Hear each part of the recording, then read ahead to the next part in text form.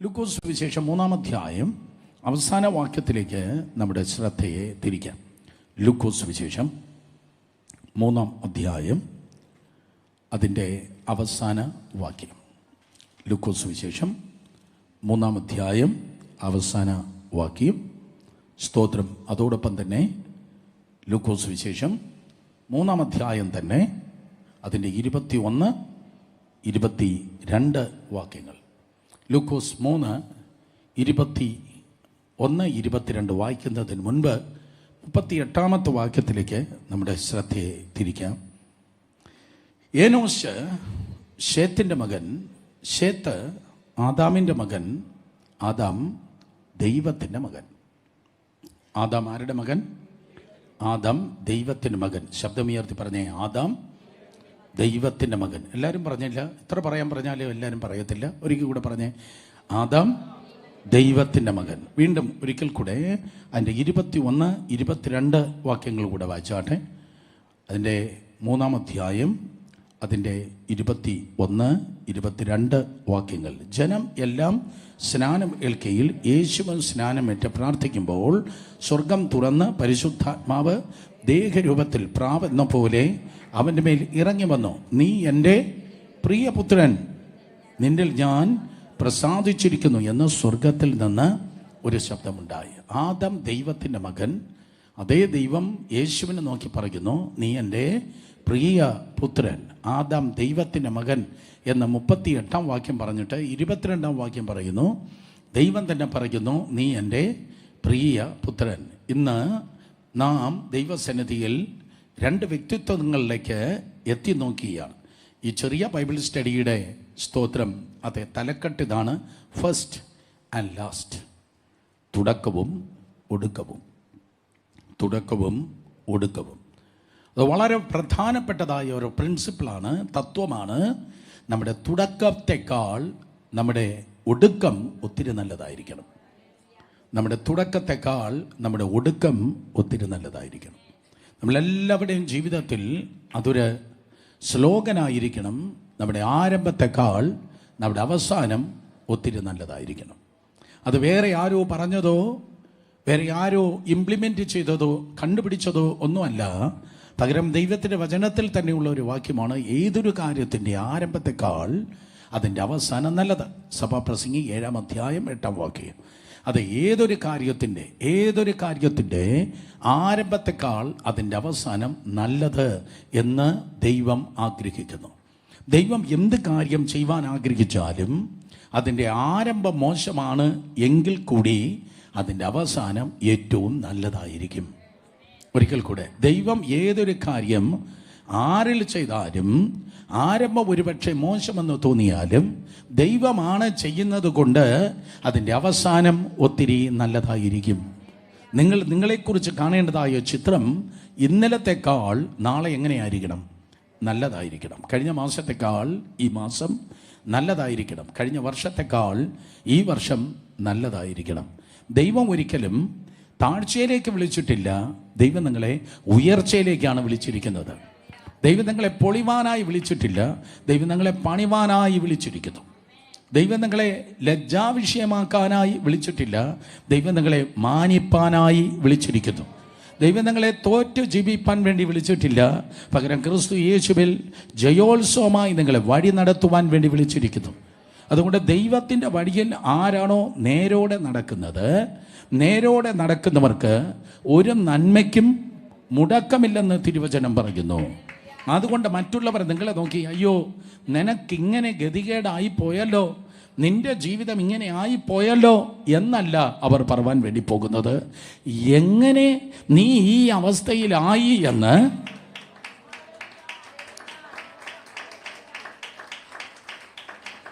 മറ്റുള്ളവർ ആശ്ചര്യപ്പെടുമാറ് നിങ്ങളുടെ ജീവിതത്തെ ആക്കുന്നവനാണ് ദൈവം. അയ്യോ എങ്ങനെ നിന്റെ ലൈഫ് ഇങ്ങനെയായി? യോബിൻ്റെ സ്നേഹിതന്മാർ വന്ന് ആദ്യം പറഞ്ഞത് അങ്ങനെയാണ്.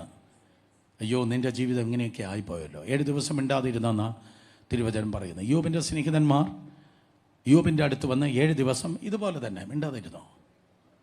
7 ദിവസം കഴിഞ്ഞപ്പോൾ വാ തുറന്ന്, അയ്യോ ഇങ്ങനെ ആയിപ്പോയല്ലോ എന്നൊക്കെയാണ് അവർ പറഞ്ഞു തുടങ്ങിയത്.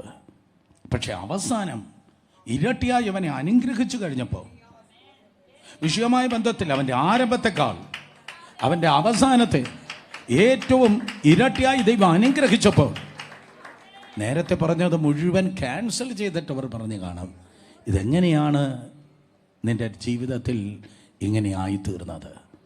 ഏറ്റെടുക്കണമേ, ഏറ്റെടുക്കണമേ, ഏറ്റെടുക്കണമേ. അത് നിങ്ങളുടെ സാക്ഷ്യമാകണമേ. മറ്റുള്ളവർ അതിശയിക്കുമാറ് ആരംഭത്തെക്കാൾ അവസാനം ഏതോ ഭൗതിക കാര്യങ്ങൾ മാത്രമല്ല, വിശേഷിച്ച് ആത്മീയ ജീവിതത്തിൽ ഏറ്റവും മഹത്തരമായി ദൈവം നമ്മെ തീർക്കണം. ഒടുക്കവും തുടക്കവും ഒടുക്കവും. തുടക്കത്തെക്കാൾ നല്ലതാണ് ഒടുക്കം. ശലോമോൻ്റെ തുടക്കം വളരെ ഗംഭീരമായിരുന്നു.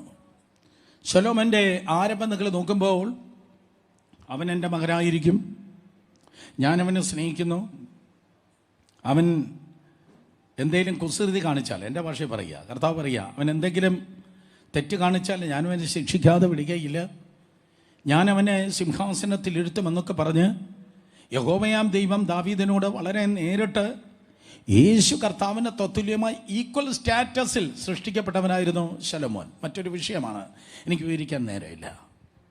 ഞാൻ ആവർത്തിച്ച ആ സെൻറ്റൻസ് പറയട്ടെ. സെയിം ആസ് ജീസസ്, യേശുവിന് തത്തുല്യമായി അതേ ആക്കപ്പെട്ട ഒരു വ്യക്തിയായിരുന്നു ശലോമോൻ. തുടക്കം ഗംഭീരമായിരുന്നു, പക്ഷെ ഒടുക്കം മോശമായി പോയി. ഒടുക്കം മോശമായി പോയ ഒത്തിരി പേരെ നമുക്ക് കാണാൻ കഴിയും.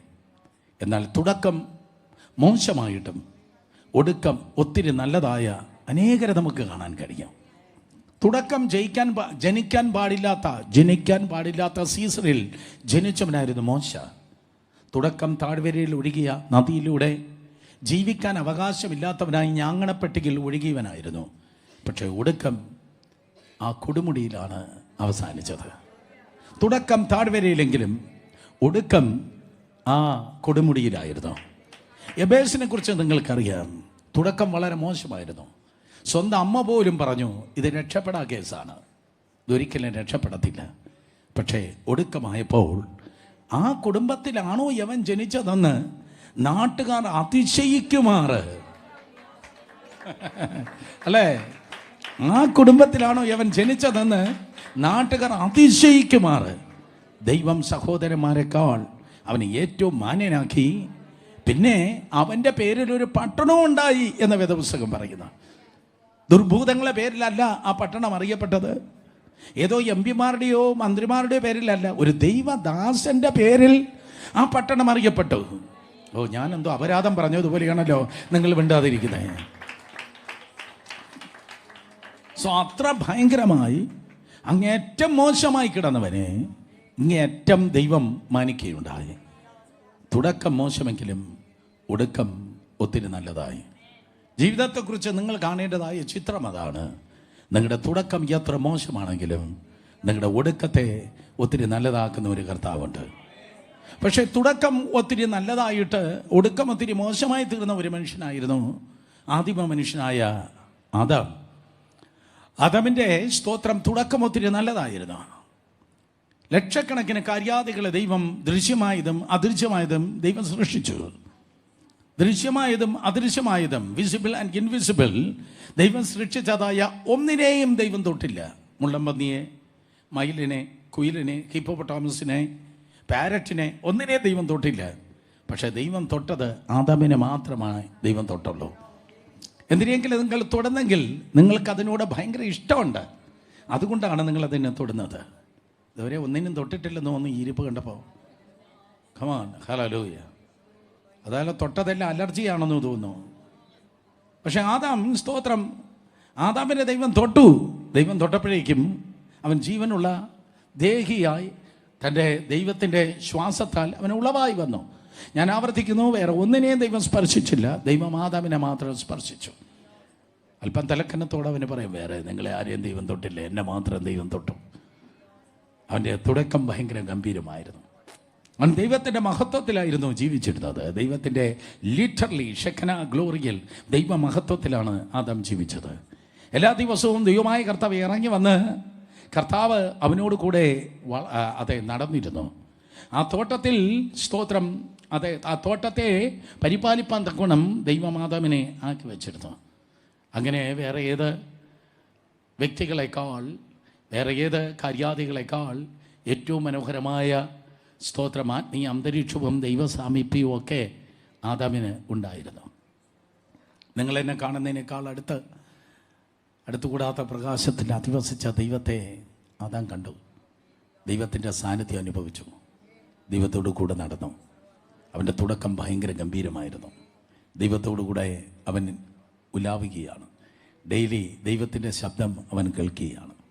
ആദാം സ്തോത്രം ദൈവത്തിൻ്റെ അടുക്കലേക്ക് കയറി ചെല്ലുകയല്ല, ദൈവം അവൻ്റെ അടുക്കിലേക്ക് ഇറങ്ങി വരികയാണ്.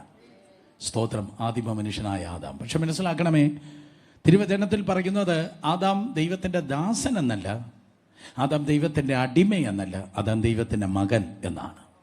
യെരൂശലേം സ്തോത്രം അല്ലെങ്കിൽ യഹൂദ പാരമ്പര്യം അനുസരിച്ച് യഹൂദ തറവാടുകളിലേക്ക് നിങ്ങൾ കയറി ചെല്ലുമ്പോൾ ആ വലിയ തറവാടുകൾ ഒരുപക്ഷെ അബ്രഹാമിൻ്റെ വീടായിരിക്കാം. പിന്നത്തേതിൽ ഇസഹാക്കിൻ്റെയോ യാക്കോബിൻ്റെ വീടുകളിൽ കയറി ചെല്ലുമ്പോൾ ആ ഭവനത്തോട് അടുക്കുമ്പോൾ ആ വീടിന് ചുറ്റുപാടും ജോലി ചെയ്യുന്ന അടിമകളെ കാണുവാൻ കഴിയും. ആദാം ദൈവത്തിൻ്റെ അടിമയല്ല. ആ അടിമകളെ ക്രോസ് ചെയ്ത് കുറച്ചുകൂടെ മുന്നോട്ട് പോകുമ്പോഴേക്കും സ്തോത്രം ദിവസ ജോലിക്കാരായ ചില ദാസിദാസന്മാരുണ്ട്. ദിവസ ജോലിക്കാർ, അതിനർത്ഥം എന്തെങ്കിലും ജോലി ഉണ്ടെങ്കിൽ മാത്രം വന്ന് ജോലി ചെയ്തു പോകുന്നവർ. വീണ്ടും കുറച്ചുകൂടെ മുന്നോട്ട് പോകുമ്പോൾ ബോൺ സർവൻസ് ഉണ്ട്. ദാറ്റ് മീൻസ് അവർ ജോലിക്കാരാണ്, ദാസിദാസന്മാരാണ്, പക്ഷെ അവർ പാർക്കുന്നത് ആ വീട്ടിൽ തന്നെയാണ്. അവർ ആ വീടിൻ്റെ തന്നെ ഭാഗമാണ്. സ്തോത്രം. അങ്ങനെ രണ്ട് തരത്തിലുള്ള ദാസിദാസന്മാരുണ്ട്. ആ ദാസിദാസന്മാരെ കടന്ന് കുറച്ചുകൂടെ മുന്നിലേക്ക് പോകുമ്പോൾ ആ വീടിനകത്തുള്ളതായ കാര്യാദികളും യജമാനൻ്റെ തുണികൾ അലക്കുന്നവരും തേക്കുന്നവരും യജമാനൻ്റെ ഇംഗിതം അറിയുന്നവരും യജമാനൻ ആഹാരം വിളമ്പുന്നതുമായ സ്തോത്രം അതേ ബാല്യക്കാരുണ്ട്, സ്വാടിമകളുണ്ട്, പല സെക്ഷനിലുള്ളതായ ദാസിദാസന്മാരുണ്ട്, ബാല്യക്കാരുണ്ട്. പിന്നെ ആ യജമാനൻ്റെ അടുക്കൽ ചുറ്റുമിരുന്ന് സംസാരിക്കുന്നതായ സ്നേഹിതരുണ്ട്. ആ സ്നേഹിതരെയും കടന്നു പോകുമ്പോൾ ആ യജമാനന ചെയറിലിരിക്കുന്നതായ സമയത്ത് ഒരു കൊച്ചുകുട്ടി ഓടി വന്ന് പപ്പ എന്ന് പറഞ്ഞിങ്ങനെ കെട്ടിപ്പിടിക്കുന്ന ഒരു മകനുമുണ്ട്. ഹല്ലേലൂയ. സാടിമകളുണ്ട്, പല സെക്ഷനിലുള്ള ദാസിദാസന്മാരുണ്ട്, പിന്നെ സ്തോത്രം ബാല്യക്കാരുണ്ട്, ചുറ്റും ഇരിക്കുന്നതായ സ്നേഹിതരുണ്ട്, മകനുമുണ്ട്. ഇന്ന് രാത്രി എനിക്ക് പറയാനുള്ളത്, നിങ്ങൾ എവിടെയാണ് നിൽക്കുന്നത്? നിങ്ങൾ ദൈവം തൻ്റെ സിംഹാസനത്തിലിരിക്കുമ്പോൾ നിങ്ങൾ എവിടെയാണ് ആയിരിക്കുന്നത്? ആരോ പറയുന്ന, കർത്താവേ ഞാൻ ഒരു അടിമയാണ്, അടിമയാകുന്ന എന്നെ മാനിക്കണമേ. ചിലർ പ്രാർത്ഥന കേട്ട ഹൃദയം ഇല്ലാത്തവന് ഹാർട്ട് അറ്റാക്ക് വരും. കർത്താവേ എന്നോട് കരുണ തോന്നണമേ, ദാവീദ് പുത്ര എന്നോട് കരുണ തോന്നണമേ. ആരാ പ്രാർത്ഥിച്ചു പറ? ദാവീദ് പുത്ര എന്നോട് കരുണ തോന്നണമേ. ആരാ പ്രാർത്ഥിച്ചേ പറ? അത് കുരുടൻ്റെ പ്രാർത്ഥനയാണ്. കുരുടൻ്റെ പ്രാർത്ഥന പ്രാർത്ഥിക്കുന്ന ആരെങ്കിലും ഉണ്ടോ? നാഥാ എന്നെ നോക്കി മനസ്സലിയണമേ എന്ന് പ്രാർത്ഥിച്ച ഒരാളുണ്ട്. ആരാ പ്രാർത്ഥിച്ചേ? കുഷ്ഠരോഗി പ്രാർത്ഥന. സഭയിൽ നിന്ന് ഉയരുന്ന കുരുടൻ പ്രാർത്ഥനകളുണ്ട്, സഭയിൽ നിന്ന് ഉയരുന്നതായ കുഷ്ഠരോഗി പ്രാർത്ഥനകളുണ്ട്. പക്ഷേ അതേ സമയത്ത് ദൈവം നിന്നെ കാണുന്നത് കുഷ്ഠരോഗിയായിട്ടല്ല, ദൈവം നിന്നെ കാണുന്നത് കുരുടനായിട്ടല്ല. തത്സമയത്ത് കൃപ പ്രാപിപ്പാൻ കൃപാസനം നിനക്ക് വേണ്ടി തുറന്നിട്ടിരിക്കുന്നത് കൊണ്ട് നീ കർത്താവിൻ്റെ മകനാണ്, കർത്താവിൻ്റെ മകളാണ്. ആദാം വന്ന് അടിമയല്ല, ആദാം വന്ന് ദാസിദാസനല്ല, ആദാം വന്നിട്ട് സ്തോത്രം ദൈവത്തിൻ്റെ ബാല്യക്കാരനല്ല, ദൈവത്തിൻ്റെ സ്നേഹിതനുമല്ല. അബ്രഹാം, നോഹ, ഹാനോക്ക്, മോശ തുടങ്ങിയവർ സ്നേഹിതരായിരുന്നു. ഒരിക്കൽ കൂടെ, ഹാനോക്ക്, നോഹ, അബ്രഹാം, മോശ തുടങ്ങിയവർ സ്നേഹിതരായിരുന്നു. പക്ഷേ അവർക്കാർക്കും ചിന്തിക്കാൻ കഴിയാത്ത തലത്തായിരുന്നു ആദാമിൻ്റെ ദൈവം ആക്കി വച്ചിരുന്നത്. ആദാം ദൈവത്തിൻ്റെ മകനായിരുന്നു. പക്ഷേ സ്തോത്രം മനുഷ്യൻ്റെ സ്വഭാവമാണ്, അവൻ സ്തോത്രം ചെയ്യണമെന്ന് പറയുന്നത് പലപ്പോഴും ചെയ്യത്തില്ല. മനുഷ്യൻ്റെ സ്വഭാവമാണ്. ഒരു വ്യക്തിയോ ഒരു സമൂഹമല്ലോ ഞാൻ പറയുന്നത്. ഇന്നലെ ജീവിച്ചിരുന്നതും ഇന്ന് ജീവിച്ചിരിക്കുന്നതും കാലമുണ്ടെങ്കിൽ നാളെ ജനിച്ച് ജീവിപ്പാൻ പോകുന്നതുമായ മനുഷ്യൻ്റെ സ്വഭാവമാണ് നന്മ ചെയ്യുവാൻ വിട്ടുകളഞ്ഞിട്ട് തിന്മ ചെയ്യുവാൻ സ്വാധീനവും തിന്മ ചെയ്യുവാൻ ഏറ്റവും കൂടുതൽ ആഗ്രഹവും പ്രകടിപ്പിക്കുന്നവനാണ് സ്തോത്രം മനുഷ്യൻ. ആ തോട്ടത്തിൽ ആയിരക്കണക്കിന് വൃക്ഷങ്ങൾ നൂറുകണക്കിന് പഴങ്ങൾ ഒക്കെ ഉണ്ടായിരുന്നിട്ട് 100 കണക്കിന് കൈൻഡ് ഓഫ് ഫ്രൂട്ട്സ്, 100 കണക്കിന് തരത്തിലുള്ള പഴങ്ങൾ ഉണ്ടായിട്ടും ആദം സ്തോത്രം തിന്നാൻ കഴിവുള്ളതായ ആ പഴത്തിലേക്ക് കൈനീട്ടാതെ ഒരിക്കലും ചെയ്യാൻ പാടില്ലാത്തത് അവൻ ചെയ്തപ്പോൾ മാനവജാതിയുടെ ഗതി ഇതുപോലെയായി തീർന്നു. മാനവജാതിയുടെ ഗതി അധോഗതിയായി. സോ ആദാം സ്തോത്രം അതെ ദൈവത്തിൻ്റെ മകൻ എന്ന പദവിയിൽ നിന്ന് അവൻ നഷ്ടപ്പെട്ടു. ഒരു ആനിമേഷൻ ഫിലിമിൽ ഞാൻ കണ്ടത്, ആദം പാപം ചെയ്തപ്പോഴേക്കും പെട്ടെന്ന് ഉണ്ടായിരുന്ന മഹത്വമേകം ഭൂമിയിൽ നിന്ന് മാറിപ്പോയി. ഭയങ്കര ബ്രൈറ്റ് ആയിരുന്നു. ഇന്ന് 12 മണിക്കും 2 മണിക്കും ഇടയ്ക്ക് കാണുന്നത് പോലെ ഏറ്റവും ബ്യൂട്ടിഫുൾ ആയിട്ടുള്ള നല്ല ബ്രൈറ്റായിട്ട് കാണുന്നതായ ആ സ്ഥലം, അതിനേക്കാൾ ആയിരക്കണക്കിന് ബ്രൈറ്റ്നെസ് ആയിരുന്നു മഹത്വത്തിലുണ്ടായിരുന്നത്. പക്ഷെ പെട്ടെന്ന് ഇരുണ്ടുപോയി ഭൂമി. സ്തോത്രം ഉള്ളതായ ചാഴിയും പുഴുവും എല്ലാം ആക്റ്റീവായി കുത്താൻ തുടങ്ങി. പാമ്പ് വിഷമുള്ളതായി തീർന്നു. എല്ലാ തിന്മകളും സ്തോത്രം ലോകത്തിൽ അതേ വ്യാപരിച്ചു. പാപമാണ് എല്ലാ തിന്മയും കൊണ്ടുവന്നത്. നിങ്ങൾ മിണ്ടുന്നില്ല, ഞാൻ ഒരിക്കൽ കൂടെ പറയും. പാപമാണ് സകല തിന്മകളും കൊണ്ടുവരുന്നത്. കർത്താവായ യേശു നന്മ കൊണ്ടുവരുമ്പോൾ പാപം തിന്മ കൊണ്ടുവരുന്നു. അപ്പോൾ അതുകൊണ്ട് എന്തിനെ അകറ്റി നിർത്തണം? പറ. പാപത്തെ അകറ്റി നിർത്തണം. പാപത്തോട് പ്രാണത്യാഗത്തോളം എതിർത്ത് നിൽക്കണം എന്നാണ് എബ്രായ ലേഖനത്തിൽ പറയുന്നത്. സ്വന്തം ജീവൻ പോയാലും എന്തു ചെയ്യല്ലേ? പാപത്തിൻ്റെ പിന്നാലെ ഓടല്ലേ. നമുക്ക് നന്മ ചെയ്യാത്ത കാര്യം എന്താണോ അത് നമുക്ക് തിന്മയാണ്, അത് നമുക്ക് ശത്രു തന്നെയാണ്.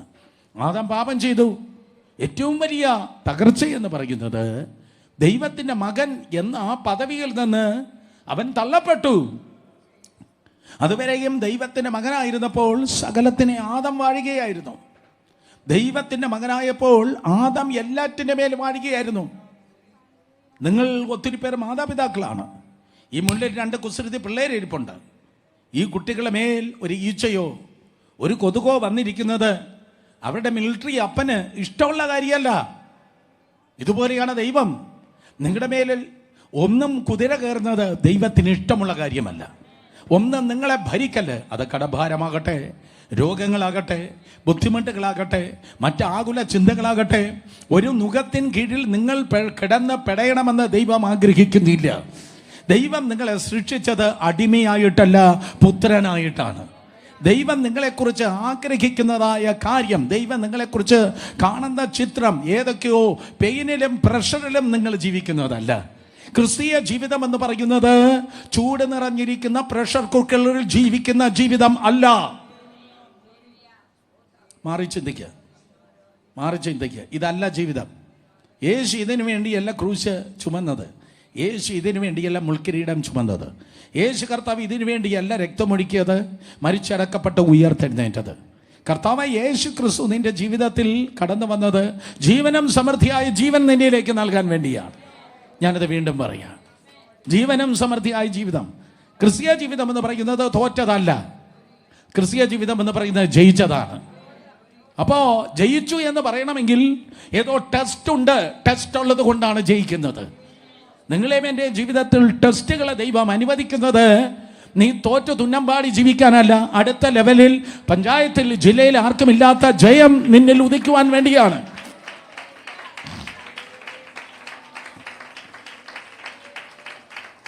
ഇപ്പം പാപത്തെ, ലോകത്തെ, സാത്താനെ ഒക്കെ ജയിക്കേണ്ടതായ ഉത്തരവാദിത്വം നമുക്കുണ്ട്. ഒരിക്കൽ കൂടെ പാപത്തെ, ലോകത്തെ, സാത്താനെയൊക്കെ ജയിക്കേണ്ട ഉത്തരവാദിത്വം നമുക്കുണ്ട്. നമ്മളാണ് ജയിക്കേണ്ടത്. നമ്മൾ പാസ്റ്റർ ജയിച്ചിട്ട് അയാൾ വന്ന് കൈവച്ച് പ്രാർത്ഥിച്ചല്ല ജയം തരുന്നത്. നീയാണ് ജയിക്കേണ്ടത്. പത്രോസേ, നീയാണ് വെള്ളത്തിന് മുകളിൽ നടക്കേണ്ടത്. നടക്കാൻ ആഗ്രഹിക്കുന്നവനെ, നടക്കാൻ സ്തോത്രം ഇഷ്ടമുള്ളവനെ സൂപ്പർ നാച്ചുറൽ വെള്ളത്തിന് മുകളിൽ നടത്തിപ്പിക്കുന്നവനാണ് ദൈവം. സ്തോത്രം. നീ ദൈവത്തിൻ്റെ മകനാണ്. ഒന്നും നിന്റെ മേൽ വാഴല്ല. എന്നാൽ ആദം പാപം ചെയ്തപ്പോൾ ആ മകൻ എന്ന പദവി അവന് നഷ്ടപ്പെട്ടു. ഞാൻ പെട്ടെന്ന് പറഞ്ഞു നിർത്തട്ടെ. സ്തോത്രം. മകൻ എന്ന 4 കൂട്ടരെ ദൈവം വിളിച്ചിട്ടുണ്ട്. നമ്പർ 1, ഒന്നാമതായി ദൈവം മകൻ എന്ന് വിളിച്ചത് ആദാം ദൈവത്തിൻ്റെ മകനായിരുന്നു. Adam the created son of God. ആദാം സൃഷ്ടിക്കപ്പെട്ടതായ ദൈവത്തിൻ്റെ മകൻ. ലൂക്കോസ് 3:38 നമ്മൾ വായിച്ചു, ആദാം സൃഷ്ടിക്കപ്പെട്ട ദൈവത്തിൻ്റെ മകൻ. ശബ്ദം ഉയർത്തി പറഞ്ഞേ, ആദാം ആരാണ്? സൃഷ്ടിക്കപ്പെട്ട ക്രിയേറ്റഡ് സൺ ഓഫ് ഗാഡ്, സൃഷ്ടിക്കപ്പെട്ട ദൈവത്തിൻ്റെ മകൻ. രണ്ടാമതായി മകൻ എന്ന് കർത്താവ് പറഞ്ഞത് പുറപ്പാട് പുസ്തകം 4-ാം അധ്യായം 22-ാം വാക്യം. പുറപ്പാട് പുസ്തകം 4-ാം അധ്യായം അതിൻ്റെ 22-ാം വാക്യം. പുറപ്പാട് 4:22 പറയുന്നു, നീ ഫറവോനോട് യഹോവ ഇപ്രകാരം അരുളി ചെയ്യുന്നു, ഇസ്രായേൽ എൻ്റെ പുത്രൻ, ഇസ്രായേൽ എൻ്റെ ആദ്യജാതൻ. ശബ്ദം വരുത്തി പറഞ്ഞാട്ടെ, ഇസ്രായേൽ എൻ്റെ ആദ്യജാതൻ. He is my first bone. ദൈവം ഫസ്റ്റ് ബോൺ എന്ന് പറയുന്നത് ഇസ്രായേലിനെയാണ്. നമ്പർ 1, ഒന്നാമത് ക്രിയേറ്റഡ് സൺ, സ്തോത്രം, അതെ ആദമാണ്. സൃഷ്ടിക്കപ്പെട്ടതായ പുത്രൻ ആദമാണ്. രണ്ടാമതായി ഫസ്റ്റ് ബോൺ, ആദ്യജാതൻ എന്ന് പറയുന്നത് ഇസ്രായേലാണ്. നിങ്ങൾക്ക് ആ സ്റ്റോറി അറിയാലോ. ആദ്യജാതനാകുന്ന ഇസ്രായേലിനെ ഫറവോൻ പീഡിപ്പിച്ചത് കൊണ്ട് ദൈവം തിരിച്ചു പറഞ്ഞു, ഓ നീ എൻ്റെ ആദ്യജാതനെ, നീ എന്നെ അവനെ പീഡിപ്പിച്ചോ, നീ എൻ്റെ ആദ്യജാതനെ പീഡിപ്പിച്ചത് കൊണ്ട് നിന്റെ ആദ്യജാതനെ ഞാൻ തട്ടിക്കളയും. അങ്ങനെയാണ് കടിഞ്ഞൂൽ സംഹാരം ദൈവം നിയമിച്ചത്. മനസ്സിലാക്കുന്നവർ ആമേൻ പറഞ്ഞാട്ടെ. നീ എൻ്റെ ആദ്യജാതനെ അതെ പീഡിപ്പിച്ചത് കൊണ്ട്, അതായത് ഇസ്രായേലിനെ നീ പീഡിപ്പിച്ചത് കൊണ്ട് നിന്റെ ആദ്യജാതനെ ഞാനും ഇതാ തകർക്കുകയാണ്. കടിഞ്ഞൂൽ സംഹാരം. അവസാനത്തെ ബാധയായിരുന്നു അത്. ആ ബാധയോടെ ഇസ്രായേൽ, സ്തോത്രം, ഈജിപ്തിൽ നിന്ന് വിടുവിക്കപ്പെട്ടു. 1, ആദാം ദൈവത്തിൻ്റെ മകൻ, created son. 2, Israel first born. Number 3, the beloved son, സ്തോത്രം, പ്രിയപുത്രൻ. ആരാണ് പ്രിയപുത്രൻ? ഇവൻ എൻ്റെ പ്രിയപുത്രൻ, ഇവനിൽ ഞാൻ പ്രസാദിച്ചിരിക്കുന്നു. പ്രിയപുത്രൻ, പ്രിയപുത്രൻ എന്ന് പറയുന്നത് കർത്താവ് യേശു. ലൂക്കോസ് 3:22 പ്രിയപുത്രനാണ് യേശു, പ്രിയപുത്രനാണ് യേശു. അതിനെ കടമെടുത്തിട്ടാണ് പൗലൂസ് എഫേസ്യർ 4 പറയുന്നത്, ആകയാൽ പ്രിയ മക്കൾ എന്നതുപോലെ ദൈവത്തെ അനുകരിപ്പിൻ. മക്കൾ ഒത്തിരി പേരുണ്ട്, പക്ഷെ പ്രിയ മക്കൾ എന്ന വണ്ണം അവനെ അനുകരിപ്പിൻ. എന്നാൽ മക്കളും പ്രിയ മക്കളും തമ്മിലുള്ള വ്യത്യാസം എന്ന് പറയുന്നത്, പിതാവായ ദൈവം നമ്പർ 1, 2, 3, 4, 5 എന്ന് പറഞ്ഞ് 10,000-കണക്കിന് കാര്യങ്ങൾ പറഞ്ഞതിന് ശേഷം അല്ല, എല്ലാം കേട്ട് കഴിഞ്ഞ് അനുസരിക്കാൻ പറ്റുമോ, ഇതെൻ്റെ കൊക്കിന് പറ്റുമോ, ഇതെൻ്റെ ലൈഫിന് പറ്റുമോ എന്നൊക്കെ പറഞ്ഞ് ഒന്ന് അളന്ന് തൂക്കിയിട്ടല്ല പിതാവായ ദൈവത്തെ നോക്കി ഞാനിത് ചെയ്തോളാം എന്ന് പറഞ്ഞത്. പകരം യേശു കർത്താവ് ഓൾറെഡി, സ്തോത്രം, സൃഷ്ടിയുടെ ആരംഭത്തിൽ തന്നെ പിതാവായ ദൈവത്തോട് പറഞ്ഞു, അടിയനെ അയക്കണമേ. ദാറ്റ് മീൻസ് പറയാതെ തന്നെ ചെയ്യുവാനായി ഇറങ്ങിപ്പെടുന്ന ഒരു പേരാണ് പ്രിയമക്കൾ. Oh come on, hallelujah, beautiful. എനിക്ക് ഭയങ്കരമായിട്ട് ഇഷ്ടപ്പെട്ടു. ദൈവം എന്തെങ്കിലും പറയട്ടെ എന്നിട്ട് ഞാൻ ചെയ്യാം എന്ന് കാത്തിരിക്കാതെ, ദൈവം എന്തെങ്കിലും പറയട്ടെ, ദൈവം എന്തെങ്കിലും ഏൽപ്പിക്കട്ടെ എന്നിട്ട് വേണം ചെയ്യാൻ. ദൈവം എന്തെങ്കിലും പറയട്ടെ എന്നിട്ട് വേണം ഈ കസേര നിരത്താൻ, അല്ലെങ്കിൽ എന്നിട്ട് വേണം ചർച്ചിൽ നേരത്തെ വരാൻ, എന്നിട്ട് വേണം എനിക്ക് എന്തെങ്കിലും ശുശ്രൂഷ ചെയ്യുവാൻ.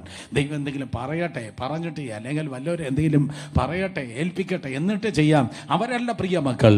പകരം അത് ആവശ്യം എന്ന് മനസ്സിലാക്കി, അത് ചെയ്യണമെന്ന് മനസ്സിലാക്കി ചെയ്യുന്നവൻ്റെ പേരാണ് പ്രിയ മക്കൾ. ഓ, അങ്ങനെ പ്രിയ മക്കൾ ഒന്ന് ആരെങ്കിലും ഉണ്ടായിരുന്നെങ്കിൽ, സ്തോത്രം, അവർ കരങ്ങളിൽ അടിച്ച് ദൈവത്തെ സ്തുതിക്കുമായിരുന്നു. യേശു കർത്താവ് ദൈവത്തിൻ്റെ പ്രിയ മകൻ. 4, ദൈവ മക്കളെന്ന് വിളിച്ചിരിക്കുന്നത് നമ്മെ ഓരോരുത്തരെയാണ്. അവനെ കൈക്കൊണ്ട് അവരിൽ വിശ്വസിക്കുന്ന ഏവർക്കും ദൈവ മക്കളാകുവാൻ ദൈവം അധികാരം നൽകിയിരിക്കുന്നു. ആ വാക്യം എല്ലാവർക്കും അറിയാം. യോഹന്നാൻ 1:12 ദൈവത്തിൻ്റെ മക്കൾ. ആ മക്കളുടെ പ്രത്യേകത എന്താണ്? റോമർ 8 സ്തോത്രം 15, റോമർ 8:15 വായിക്കുമ്പോൾ അവിടെ വേദപുസ്തകം പറയുന്നു, we all are adopted children. നമ്മളെല്ലാവരും, സ്തോത്രം, അതെ, അഡോപ്റ്റഡ് ചിൽഡ്രൻ ആണ്.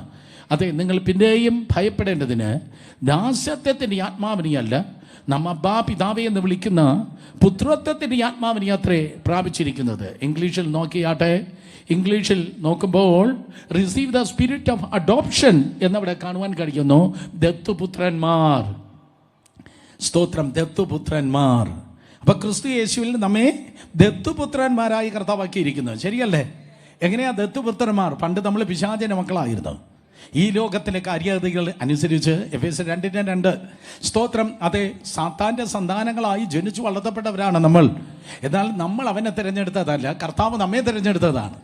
നമ്മൾ അവനെ അന്വേഷിച്ചതല്ല, അവൻ നമ്മെ കണ്ടതാണ്. അവനെ അന്വേഷിക്കാത്തവർ അവനെ കണ്ടെത്തി.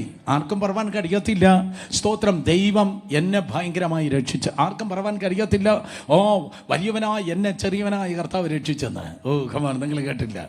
സ്തോത്രം, ഞങ്ങൾ ഏതോ വലിയ കുടുംബക്കാരാണ്, ആ കുടുംബത്തിൽ കർത്താവ് കയറി വന്ന് ഞങ്ങളെ രക്ഷിക്കാൻ ഭയങ്കരമായിട്ട് ദൈവത്തിന് കഷ്ടപ്പെടേണ്ടി വന്നു. നോ നോ നോ നോ, അങ്ങനെയൊന്നും അല്ല. ആരാണ്ട് ഒരു മന്ദബുദ്ധി എന്നോട് ഒരു വിദേശ രാജ്യത്തെ ഒരു കാറിലിരുന്ന് ഡ്രൈവ് ചെയ്യുമ്പോൾ പുള്ളി ഇങ്ങനെ പറഞ്ഞു, ഞങ്ങളെയൊക്കെ ദൈവത്തിനെ രക്ഷിക്കാൻ ഒരുപാട് കഷ്ടപ്പെടേണ്ടി വരും. ഞാൻ നിങ്ങളെപ്പോലെ തന്നെ മിണ്ടാതിരുന്നു. കാര്യം എന്താ, പുള്ളിയാണ് ഡ്രൈവ് ചെയ്യുന്നത്. എവിടെയെങ്കിലും കൊണ്ടുവന്ന് ഇടിച്ചാൽ പിന്നെ അവസാനം അന്നത്തെ മീറ്റിംഗ് വെള്ളത്തിലാകുമല്ലോ. മന്ദബുദ്ധി. ഞങ്ങളെയൊക്കെ രക്ഷിക്കാൻ, ഞാൻ കേട്ടതാ പറയുന്നത്, ഞങ്ങളെയൊക്കെ രക്ഷിക്കാൻ കർത്താവിന് വല്ലാതെ കഷ്ടപ്പെടേണ്ടി വരും. എടാ, പുറത്തേക്ക് വിടുന്ന ശ്വാസം അകത്തേക്ക് എടുക്കാൻ നിനക്ക് കഴിയത്തില്ല. എത്ര വലിയ കുടുംബമായാലും, എത്ര വലിയ കുലമായാലും, എത്ര വലിയ ജാതിയായാലും, എത്ര വലിയ പണമായാലും, എന്തെങ്കിലും ഉണ്ടെന്ന് തോന്നുന്നെങ്കിൽ അതിനെ മാറ്റി വെച്ചിട്ട് പറ, അപ്പാ ഒന്നും എൻ്റെ ത്രാണിയല്ല, അങ്ങയുടെ കൃപയാണ്. നാം നിലനിൽക്കുന്നത് ദൈവത്തിൻ്റെ കൃപയാലാണ്. So we all are adopted children, ദത്തപുത്രന്മാരാണ്. സ്തോത്രം. 4 പേരെ കൂട്ടരികയാണ് പുത്രന്മാരാന്ന് വിളിച്ചത്. ആദാം സ്തോത്രം സൃഷ്ടിക്കപ്പെട്ട പുത്രനാണ്. ഇസ്രായേൽ ആദ്യജാതനാണ്. സ്തോത്രം. യേശു കർത്താവ് പ്രിയപുത്രനാണ്. നമ്മൾ ദത്തുപുത്രന്മാരാണ്. സ്തോത്രം. അവനെ കൈക്കൊണ്ട് അവനെ വിശ്വസിക്കുന്ന എവർക്കും ദൈവത്തിൻ്റെ മക്കളാകാൻ ദൈവം അധികാരം നൽകിയിരിക്കുന്നു. സോ ആദാമിൻ്റെ കുടുംബത്തെക്കുറിച്ചാണല്ലോ ഞായറാഴ്ചകളായി നമ്മൾ കേട്ടത്. ആദാമേ, നീ എവിടെ? നിന്റെ സഹോദരൻ എവിടെ? ആദാമിയ കുടുംബം. സോ ഈ ആഴ്ച നമ്മൾ കേൾക്കുന്നത് ഇതാണ്. സ്തോത്രം. ഒന്നാം ആദാമാകുന്ന തുടക്കവും ഒടുക്കത്തെ ആദാമാകുന്നതായ ക്രിസ്തുവും. തലക്കെട്ട് തുടക്കവും ഒടുക്കവും. താമസിച്ചു വന്നവരുടെ ശ്രദ്ധയ്ക്ക് വേണ്ടിയാണ് ഞാനത് വീണ്ടും റിപ്പീറ്റ് ചെയ്തത്. സ്തോത്രം. ഈ 2 ആദാമിനെ നോക്കുമ്പോൾ, തുടക്കത്തെ ആദാമും ഒടുക്കത്തെ ആദാമും നോക്കുമ്പോൾ അവർക്ക് ചില സിമിലാരിറ്റീസ് കാണുവാൻ കഴിയും. ഒടുക്കത്തെ ആദാം എന്ന ആ പദം നിങ്ങൾക്ക് കിട്ടുന്നത് 1 കൊരിന്ത്യർ ലേഖനം 15-ാം അധ്യായത്തിൽ നിന്നാണ്.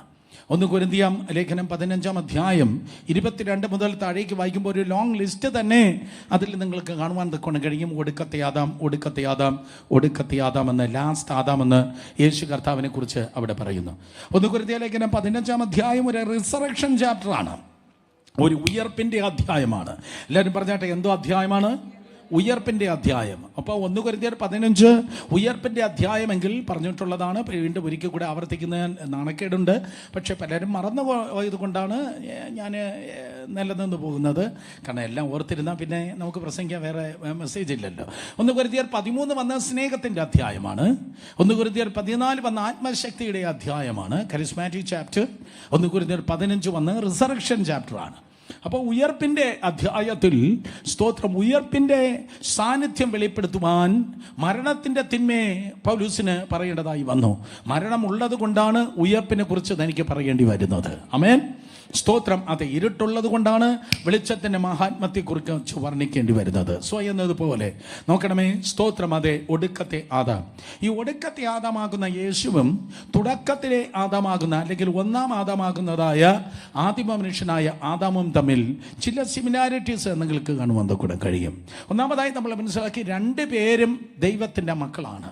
2 പേരും ദൈവത്തിൻ്റെ മക്കൾ. ആദാം ദൈവത്തിൻ്റെ മകനാണ്, യേശു കർത്താവും ദൈവത്തിൻ്റെ മകനായിരുന്നു. ആദാം ദൈവത്തിൻ്റെ മകനായിരുന്നു, യേശു കർത്താവും ദൈവത്തിൻ്റെ മകനായിരുന്നു. വീണ്ടും നമ്പർ 2, രണ്ടാമത്തെ കാര്യം എനിക്ക് പറയാനുള്ളത്, both of them they dwell in the presence of God. 2 പേരും ദൈവത്തിൻ്റെ സാന്നിധ്യത്തിൽ വസിച്ചവരായിരുന്നു. 2 പേരും ദൈവത്തിൻ്റെ സാന്നിധ്യത്തിൽ വസിച്ചവരായിരുന്നു. ദൈവമക്കളായിരിക്കുന്ന എല്ലാവരും കരങ്ങൾ ഉയർത്തിയാട്ടെ. ദൈവമക്കളായിരിക്കുന്ന എല്ലാവരും. അപ്പോൾ നിങ്ങൾ വസിക്കേണ്ടത് വീട്ടിലല്ല. വീട്ടിൽ നിന്ന് നിങ്ങൾ എല്ലാവരും താമസം മാറ്റണം. വീട്ടിൽ നിന്ന് ഇന്ന് രാത്രി താമസം മാറ്റിയിട്ട്, നാളെ രാവിലെയല്ല, ഇന്ന് രാത്രി തന്നെ വീട്ടിൽ നിന്ന് താമസം മാറ്റിയിട്ട് അത്യുന്നത മറവിലും സർവശക്തിൻ്റെ നിഴലും കീഴിലും വസിക്കണം.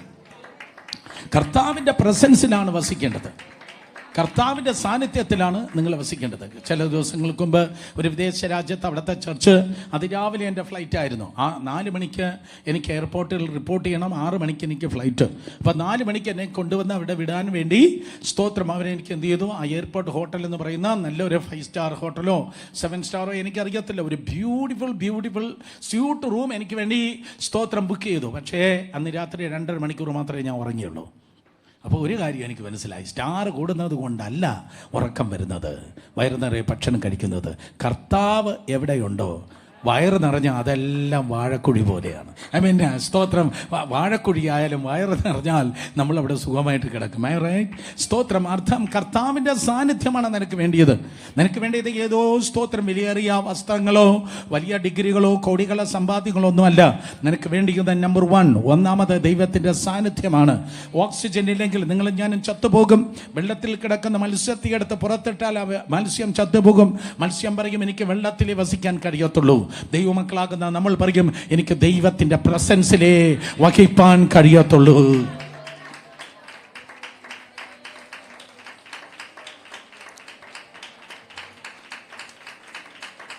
നിങ്ങളെല്ലാവരും ബുധനാഴ്ച ബൈബിൾ സ്റ്റഡിക്ക് വന്നു, എനിക്ക് ഒത്തിരി നന്ദിയുണ്ട്. പക്ഷെ ഞാൻ പറയട്ടെ, സ്തോത്രം, നിങ്ങൾ ചർച്ചിൽ വരുന്നതല്ല പ്രധാനം. നിങ്ങൾ വീട്ടിലായിരിക്കുമ്പോൾ നിങ്ങളുടെ ജീവിതത്തിൻ്റെ ഓരോ സെഗ്മെന്റ് ഓഫ് ലൈഫിലും ദൈവത്തിൻ്റെ സാന്നിധ്യത്തിൽ വസിക്കുന്നതാണ് പ്രധാനം. ദൈവത്തിൻ്റെ പ്രസൻസിലാണ് വസിക്കേണ്ടത്. ദൈവത്തിൻ്റെ സാന്നിധ്യം നഷ്ടപ്പെടുന്ന എന്തേലും കാര്യങ്ങളുണ്ടെങ്കിൽ സ്റ്റോപ്പ് ഇറ്റ്. കാരണം മഹത്വം ഇസ്രായേൽ പാളയത്തിൽ നിന്ന് മാറി എന്നൊക്കെ നമ്മൾ ഇടയ്ക്ക് വായിക്കാറുണ്ട്. നോ, അങ്ങനെ ഒരു ഗതികേട് നമുക്കുണ്ടാകല്ല. ദൈവത്തിൻ്റെ മഹത്വം മാറിപ്പോയാൽ അതിനൊരു പേരുണ്ട്. അതിൻ്റെ പേരാണ് ഈഖാബോദ്. Hello, dangerous.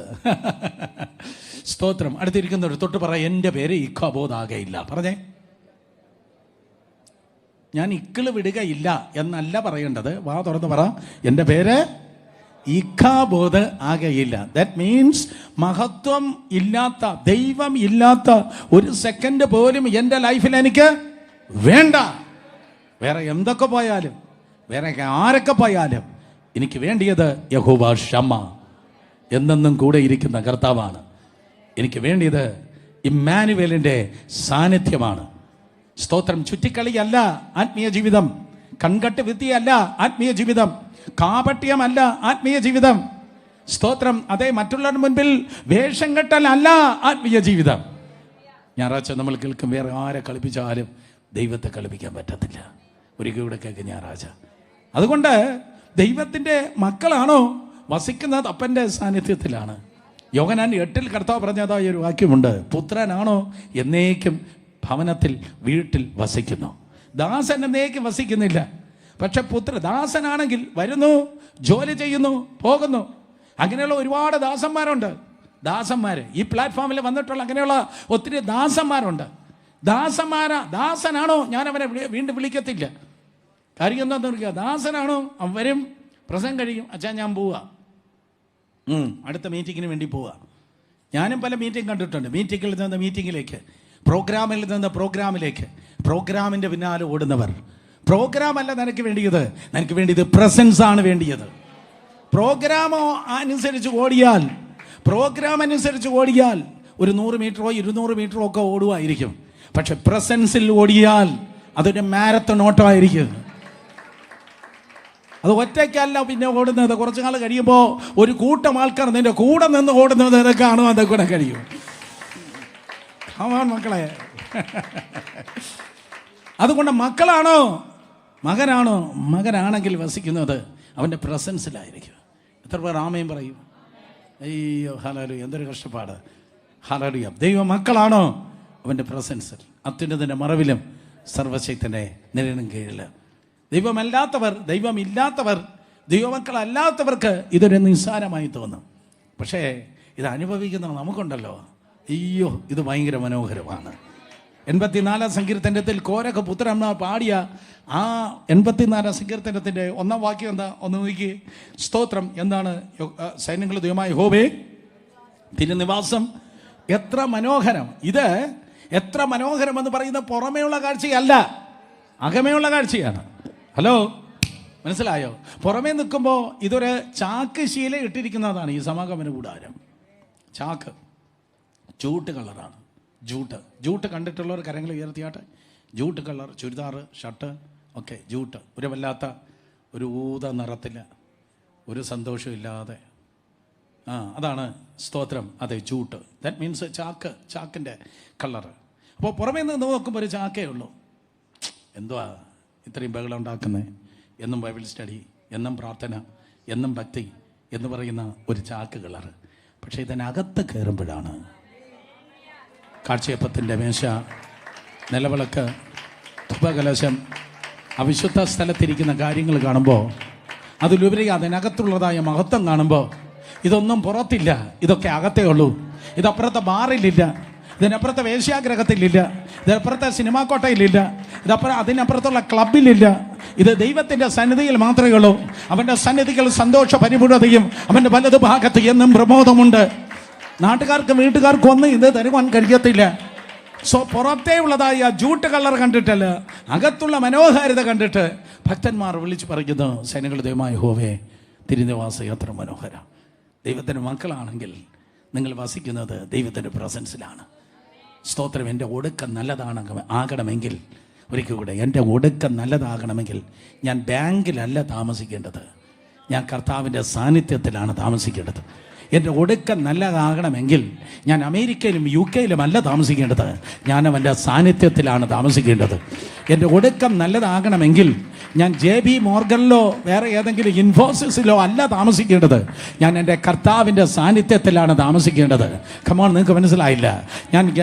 എൻ്റെ ഒടുക്കം നല്ലതാകണമെങ്കിൽ എനിക്ക് വേണ്ടിയത് പണവും പത്രാസും അല്ല വേണ്ടിയത്, എനിക്ക് കർത്താവിൻ്റെ പ്രസൻസാണ് എനിക്ക് വേണ്ടിയത്. ഈ രണ്ട് മക്കളുണ്ടല്ലോ, ആദാം ഉറങ്ങി, യേശു കർത്താവ് ഉറങ്ങി. പ്രധാനമായി യേശുവിൻ്റെ ഉറക്കം ക്രൂശിലെന്ന് ഞാൻ പറയട്ടെ. ആദാമും ഉറങ്ങി, അതവൻ്റെ ദൈവം ഒരു ഗാഢനിദ്ര വരുത്തി എന്നാണ് സ്തോത്രം പറയുന്നത്. യഹൂദ ബൈബിളിൽ ആ ഗാഢനിദ്ര എന്ന് പറയുന്നത്, ഇപ്പോൾ ഉറങ്ങാൻ പെർമിഷൻ ഇല്ല, ഞാനിത് പറയുമ്പോൾ, ആദാമിന് ദൈവം ഗാഢനിദ്ര കൊടുത്തു എന്ന് പറയുന്നത് ആൾമോസ്റ്റ് മരണത്തിന് തത്തുല്യം എന്നാണ് യഹൂദ ബൈബിൾ പറയുന്നത്. മരണത്തിന് തത്തുല്യം, അത്ര വലിയൊരു ഗാഢനിദ്ര. സഹോദരങ്ങളെ, നിദ്ര എന്ന് പറയുന്ന ഭയങ്കര ഒരു അനുഗ്രഹമാണ്. കഴിഞ്ഞിടയ്ക്ക് ഞാൻ വർഷങ്ങൾക്ക് മുമ്പ് കണ്ട ഒരാളിനെ കണ്ടു. അയ്യോ, പേപ്പർ പോലെ ആ പുള്ളിയുടെ ഓജസ്സും തേജസ്സും എല്ലാം പോയി. ഞാൻ ചോദിച്ചു, അങ്ങളെ എന്നാ പറ്റിയത്? പുള്ളിക്ക് ഉറക്കമില്ല. കോടികളെ സ്വത്തുണ്ട്, പക്ഷെ ഉറക്കമില്ല. പക്ഷെ ഇവിടെ ഇരിക്കുന്ന ചിലർക്ക് സ്തോത്രം ബെഡ്റൂമിൽ കയറുന്നതറിയാം, പ്രാർത്ഥന പോലുമില്ല. കർത്താവേ, നീയെല്ലാം അറിയുന്നു, ഞാനിതാ മറിയുന്നു. സ്തോത്രം. തലയണ പോലും കാണണ്ട. വേറെ ചിലരുണ്ട് വണ്ടിയിൽ കയറണ്ട, അപ്പോഴേക്കും പോയി. സ്തോത്രം. ആ പാപികൾ ഞാൻ ഒന്നാമനാണോ എനിക്കറിയത്തില്ല. അത് വലിയൊരു അനുഗ്രഹമാണ്. സ്തോത്രം. ഞാൻ സമാധാനത്തോടെ കിടന്നുറങ്ങും. നീയല്ലോ യഹോവേ എന്നെ നിർഭയം വസിക്കുമാറാക്കുന്നത്. എന്നാൽ മനസ്സിലാക്കണമേ, സ്തോത്രം, ഇവിടെ ആദാം ഉറങ്ങിയത് ഒരു പ്രത്യേക കാര്യത്തിന് വേണ്ടിയാണ്. ദൈവനെ ഉറക്കുകയാണ്. സ്തോത്രം. That's almost equal to a slain in the spirit. എപ്പോഴാണോ നിങ്ങൾ ആത്മവിവശതയിലേക്ക് മാറ്റപ്പെടുന്നത്, മനസ്സിലാക്കണം, നിങ്ങൾക്ക് അതുവരെ ഇല്ലാത്ത എന്തോ ഒരു കാര്യം ദൈവം നിങ്ങളുടെ ആത്മാവിൽ നിക്ഷേപിക്കുകയാണ്.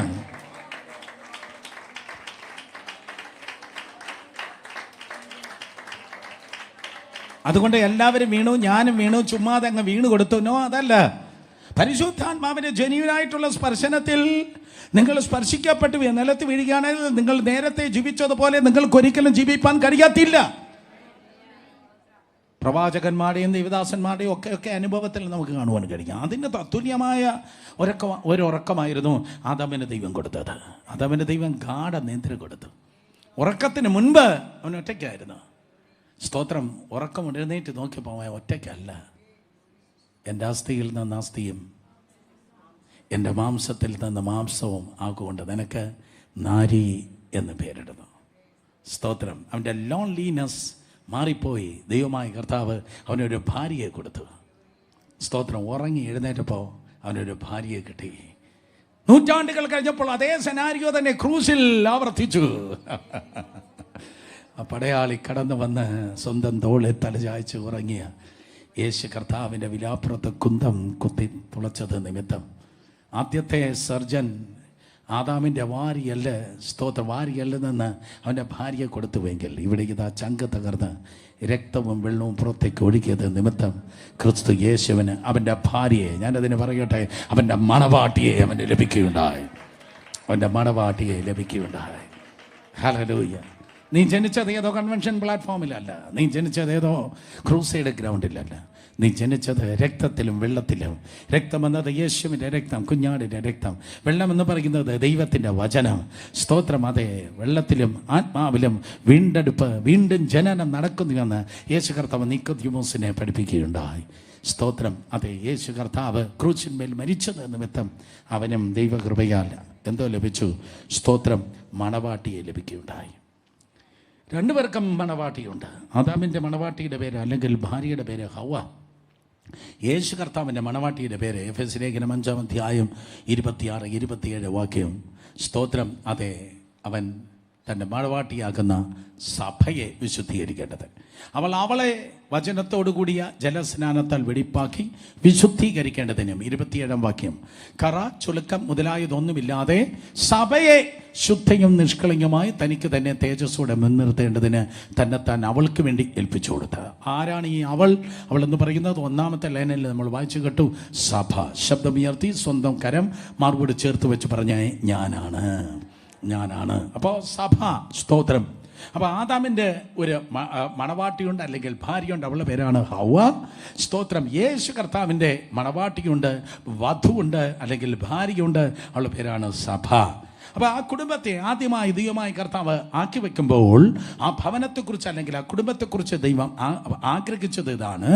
സ്തോത്രം, നിങ്ങൾ സന്താന പുഷ്ടിയുള്ളവരായി പെരുകി ലോകത്തിൽ നിറഞ്ഞ് സകലനെ അടക്കി വാഴുവിൻ. 4 പദങ്ങളാണ്. സന്താന പുഷ്ടിയുള്ളവരായി പെരുകി, അടക്കി, നിറഞ്ഞ് അതിന്മേൽ വാഴുക. സ്തോത്രം. ദൈവം ആ കുടുംബത്തെക്കുറിച്ച് ആഗ്രഹിച്ചത് ഒരു ഹോളി സൊസൈറ്റിയാണ്, ഒരു വിശുദ്ധ സമൂഹമാണ് ദൈവം കണ്ടത്. ഇതുപോലെ ക്രിസ്തു യേശുവിൻ്റെ സഭയെക്കുറിച്ച് കർത്താവ് കണ്ടത് നീ മാത്രം, അയ്യോ ഞാൻ മാത്രം അനുകരിക്കപ്പെടണം, ഞാൻ മാത്രം നന്നാകണം, എനിക്ക് മാത്രം സ്വർഗത്തിലെത്തണം, എനിക്ക് മാത്രം, എനിക്കും എൻ്റെ മക്കൾക്ക് മാത്രം എല്ലാം കിട്ടണം എന്ന് പറയുന്ന സെൽഫിഷ് മോട്ടോ അല്ല. ഈ പുസ്തകത്തിൽ സ്വാർത്ഥതയില്ല. നല്ലൊരു ആമ എല്ലാവരും പറഞ്ഞ് എന്നെ ആകണം. ഈ സ്തോത്രം, അതേ, പുസ്തകത്തിൽ സ്വാർത്ഥതയില്ല. സ്വാർത്ഥത എന്നത് ആത്മാവിൻ്റെ ഫലം അല്ല. സ്തോത്രം. പ്രാർത്ഥന എന്ന് പറയുന്നത് സ്വാർത്ഥതയല്ല. യോബ് തൻ്റെ സ്നേഹിതന്മാർക്ക് വേണ്ടി പ്രാർത്ഥിച്ചു. അപ്പോഴാണ് അവൻ്റെ ജീവിതം നന്നായത്. ലൈഫ് നന്നാകണമെന്ന് ആഗ്രഹിക്കുന്ന ആരേലും എന്നെ കേൾക്കുന്നെങ്കിൽ വല്ലവരൊക്കെ സ്നേഹിക്കണം, വല്ലവരോടൊക്കെ സംസാരിക്കണം, വല്ലവരുടെയും തോളിൽ കൈയിടണം, നിർത്തേണ്ടവരെ നിർത്തേണ്ടടുത്ത് നിർത്തണം. സ്തോത്രം. സെയിം ടൈം ദൈവത്തിൻ്റെ കൃപയാൽ ഹല്ലേലൂയ അവർക്ക് വേണ്ടി പ്രാർത്ഥിക്കണം. കടം വാങ്ങാനും പോകല്ല, കടം കൊടുക്കാനും പോകല്ല. അതും കൂടെ പറയട്ടെ, മനസ്സിലാക്കുന്ന റാമേൻ പറഞ്ഞാട്ട്. ഹല്ലേലൂയ. കടം വാങ്ങാനും പോകല്, കടം കൊടുക്കാനും പോകല്. രണ്ടുപേരെ തൊട്ട് പറ, ഇത് സ്റ്റോക്ക് എക്സ്ചേഞ്ച് അല്ല. പെട്ടെന്ന് പറഞ്ഞേ, ഇത് സ്റ്റോക്ക് എക്സ്ചേഞ്ച് അല്ല. നീ കടം കൊടുക്കുന്നെങ്കിൽ പെട്ടു, നിന്റെ പരിപാടി പോയി. ഹല്ലേലൂയ. ഇവിടെ കടം കൊടുക്കാനും കടം വാങ്ങാനുമല്ല ഇവിടെ വരുന്നത്. കള്ളന്മാരുടെ ഗുഹയാക്കി ദൈവത്തിൻ്റെ സഭയെ ഒരിക്കലും തീർക്കല്ല. നമ്മൾ വരുന്നത് കർത്താവിനെ അറിയാനും കർത്താവിൽ വളരാനും കർത്താവിനെ ആരാധിപ്പാൻ വേണ്ടി മാത്രമാണ്. സ്തോത്രം. അപ്പോൾ രണ്ടുപേരും, ആദാമും യേശുവും, സ്തോത്രം, ആരാണ്? കർത്താവിൻ്റെ മക്കളായിരുന്നു. രണ്ടുപേരും ദൈവത്തിൻ്റെ സാന്നിധ്യത്തിൽ വസിച്ചു. രണ്ടുപേരും ഉറങ്ങിക്കഴിഞ്ഞപ്പോൾ രണ്ടുപേർക്കും, സ്തോത്രം, അതേ, മണവാട്ടികളെ കിട്ടി എന്ന് വിചാരിച്ച് ആരെങ്കിലും ഇപ്പോൾ ഉറങ്ങിയ മണവാട്ടിയെ കിട്ടും, വല്ലതും കിട്ടും എന്ന് വിചാരിച്ച് ആരും ഉറങ്ങല്. അവിടെ സിമിലാരിറ്റി മാത്രമാണ് ഞാൻ പറഞ്ഞത്. ഇനി അവർ തമ്മിലുള്ള ഡൈവേഴ്സിറ്റി പറഞ്ഞ് ഞാൻ പെട്ടെന്ന് അവസാനിപ്പിക്കാം. അവർ തമ്മിലുള്ളതായ വ്യത്യസ്തതകളുണ്ട്. അവിടെ സിമിലാരിറ്റിയേക്കാൾ, ആദാമിൻ്റെയും കർത്താവായ യേശു ക്രിസ്തുവിൻ്റെ സിമിലാരിറ്റിയേക്കാൾ ഏറ്റവും കൂടുതൽ, സ്തോത്രം, നമുക്ക് കാണാൻ കഴിയുന്നത് അവർ തമ്മിലുള്ളതായ വ്യത്യാസങ്ങളാണ് അധികമായി കാണുവാൻ ഗുണം കഴിയുന്നത്. 1 കൊരിന്ത്യർ ലേഖനം 15-ാം അധ്യായത്തിലേക്ക് വന്നാട്ടെ. 1 കൊരിന്ത്യർ ലേഖനം 15-ാം അധ്യായം അതിൻ്റെ 45-ാം വാക്യം. 1 കൊരിന്ത്യർ ലേഖനം 15:45. 1 കൊരിന്ത്യർ 15:45 വായിക്കുമ്പോൾ, 1-ാം മനുഷ്യനായ ആദാം ജീവനുള്ള ദേഹിയായി തീർന്നു എന്നെഴുതിയിരിക്കുന്നുവല്ലോ. ഒടുക്കത്തെ ആദാം ജീവിപ്പിക്കുന്ന ആത്മാവായി. 1-ാം മനുഷ്യനായ ആദാം ജീവനുള്ള, എല്ലാവരും ശബ്ദം ഉയർത്തി വായിക്കുക. റെഡി, 1 2 3. 1-ാം മനുഷ്യനായ ആദാം ജീവനുള്ള ദേഹിയായി തീർന്നു എന്നെഴുതിയിരിക്കുന്നല്ലോ. ഒടുക്കത്തെ ആദാം ജീവിപ്പിക്കുന്ന ആത്മാവായി. ഒന്നാമത്തെ ആള് ജീവനുള്ള ദേഹിയാണ്. എല്ലാവരും പറഞ്ഞാട്ടെ, ദേഹി, പ്രാണൻ. സ്തോത്രം. അതെ, സോൾ. ഒന്നാമത്തെ ആള് സോളായിരുന്നു. രണ്ടാമത്തെ ആള് സ്പിരിറ്റാണ്. ഒന്നാമത്തെ ആള്, സ്തോത്രം, അതെ, സോളാണ്. രണ്ടാമത്തെ ആള് സ്പിരിറ്റാണ്. മനസ്സിലായോ? സ്തോത്രം. അതെ, സോളിഷ് ആയിട്ടല്ല നിങ്ങൾ ജീവിക്കേണ്ടത്. നിങ്ങൾ, സ്തോത്രം, അതെ, സോളിഷായി മനസ്സിൽ തോന്നുന്നത് പോലെയല്ല ജീവിക്കേണ്ടത്. മനസ്സിൽ തോന്നുന്നത് പോലെയല്ല കാര്യങ്ങൾ തീരുമാനിക്കേണ്ടത്. നിങ്ങളുടെ കൺട്രോൾ ടവർ ഒരിക്കലും നിങ്ങളുടെ മനസ്സാകല്ല. മനസ്സ് അനുസരിക്കുന്നത് പോലെയല്ല നിങ്ങൾ ജീവിക്കേണ്ടത്. നിങ്ങൾ ദൈവത്തിൻ്റെ മക്കളാണെങ്കിൽ മനസ്സിലാക്കുക, ദൈവം ആത്മാവാണ്.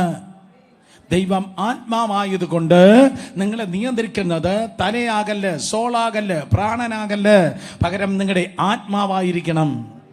സ്തോത്രം. തലയിൽ നിന്ന് ഉയരുന്ന പല ചിന്തകൾ ഉണ്ടായിരിക്കും. ആ ചിന്തകൾ കൊണ്ടല്ല നിങ്ങൾ ജീവിക്കേണ്ടത്, സങ്കല്പങ്ങൾ കൊണ്ടല്ല നിങ്ങൾ ജീവിക്കേണ്ടത്, വിചാരങ്ങൾ കൊണ്ടല്ല ജീവിക്കേണ്ടത്. സങ്കല്പങ്ങളും വിചാരങ്ങളും കൊണ്ടല്ല നിങ്ങൾ ജീവിക്കേണ്ടത്. 2 കൊരിന്ത്യർ 10:4-5 സങ്കല്പങ്ങളെയും വിചാരങ്ങളെയും നിങ്ങൾ ഇടിച്ചു കളയണം.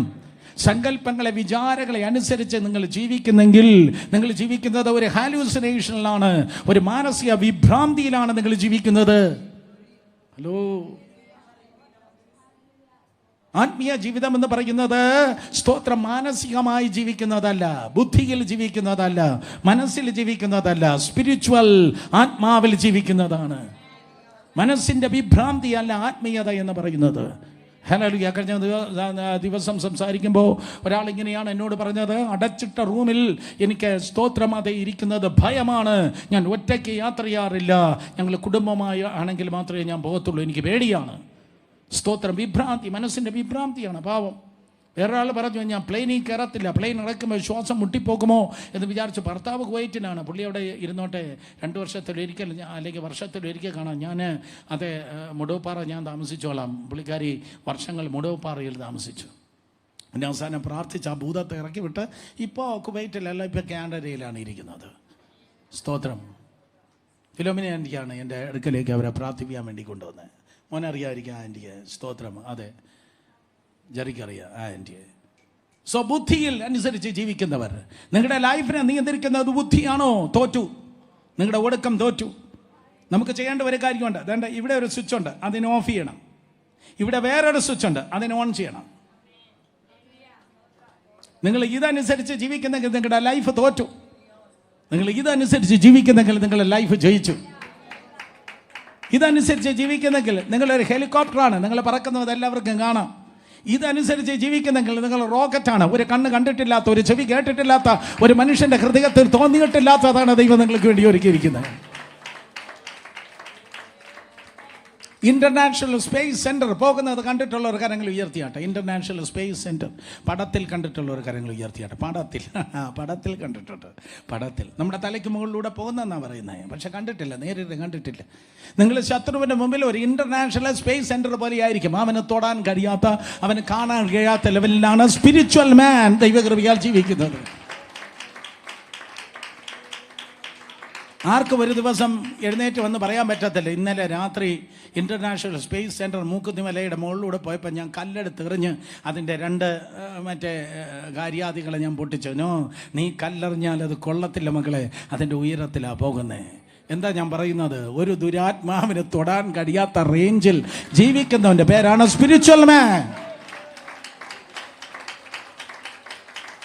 സോ ഒരു സ്പിരിച്വൽ മാൻ എങ്കിൽ, ഒരു ആത്മീയനെങ്കിൽ, ജീവിപ്പിക്കുന്ന ആത്മാവാക്കുന്ന ഒടുക്കത്തെ ആദാമിൻ്റെ യേശുവിൻ്റെ ലെവലിൽ, ഒടുക്കത്തെ ആദാമാക്കുന്ന യേശുവിൻ്റെ ലെവലിൽ നിങ്ങൾ ജീവിക്കുന്നെങ്കിൽ, ആത്മീയരായി ജീവിക്കുന്നെങ്കിൽ മനസ്സിലാക്കണം, സ്തോത്രം, നിങ്ങൾ കൂടെ പഠിച്ചവരെ പോലെയല്ല നിങ്ങൾ ചിന്തിക്കുന്നത്, നിങ്ങളുടെ അയൽവാസികളെ പോലെയല്ല നിങ്ങൾ ജീവിക്കുന്നത്, നിങ്ങളുടെ ബന്ധുക്കളെ പോലെയല്ല നിങ്ങൾ ജീവിക്കുന്നത്.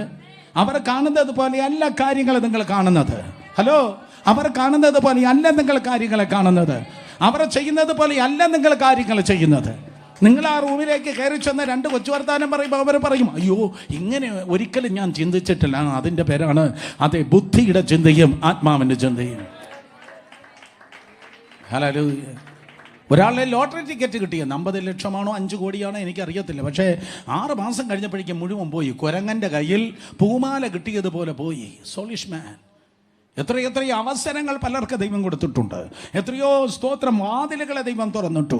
എന്നേ നന്നാകേണ്ടതായിട്ടുള്ള ജീവിത ശൈലികളെ ദൈവം കൊടുത്തു. പലതും കളഞ്ഞു കുളിച്ച് അവസരങ്ങൾ പോയി. പ്രായം കൂടി, വർഷങ്ങൾ പോയി.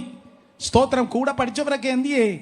അവരെത്രയോ ദൈവത്തിൻ്റെ സന്നിധി പ്രയോജനപ്പെട്ടു, എത്രയോ എസ്റ്റാബ്ലിഷ് ആയി. പക്ഷെ നമ്മളിന്ന് സ്പിരിച്വൽ എന്ന് പറഞ്ഞ് കുറ്റി അടിച്ച് കെട്ടിയിരിക്കുന്നതായ ഒരു നാൽക്കാലിയെ പോലെ, ഞാൻ അപ്പം അത് വീണ്ടും ആവർത്തിക്കട്ടെ, കുറ്റി അടിച്ച് കെട്ടിയിരിക്കുന്ന ഒരു കുതിരയെപ്പോലെ നിങ്ങൾ സ്റ്റക്കായിരിക്കുന്നെങ്കിൽ, നിന്നെ സ്റ്റക്കാക്കിയിരിക്കുന്ന സോളാണ്. കമാൺ, ഇന്ന് രാത്രി അത് പൊട്ടി തന്നെയാകണം.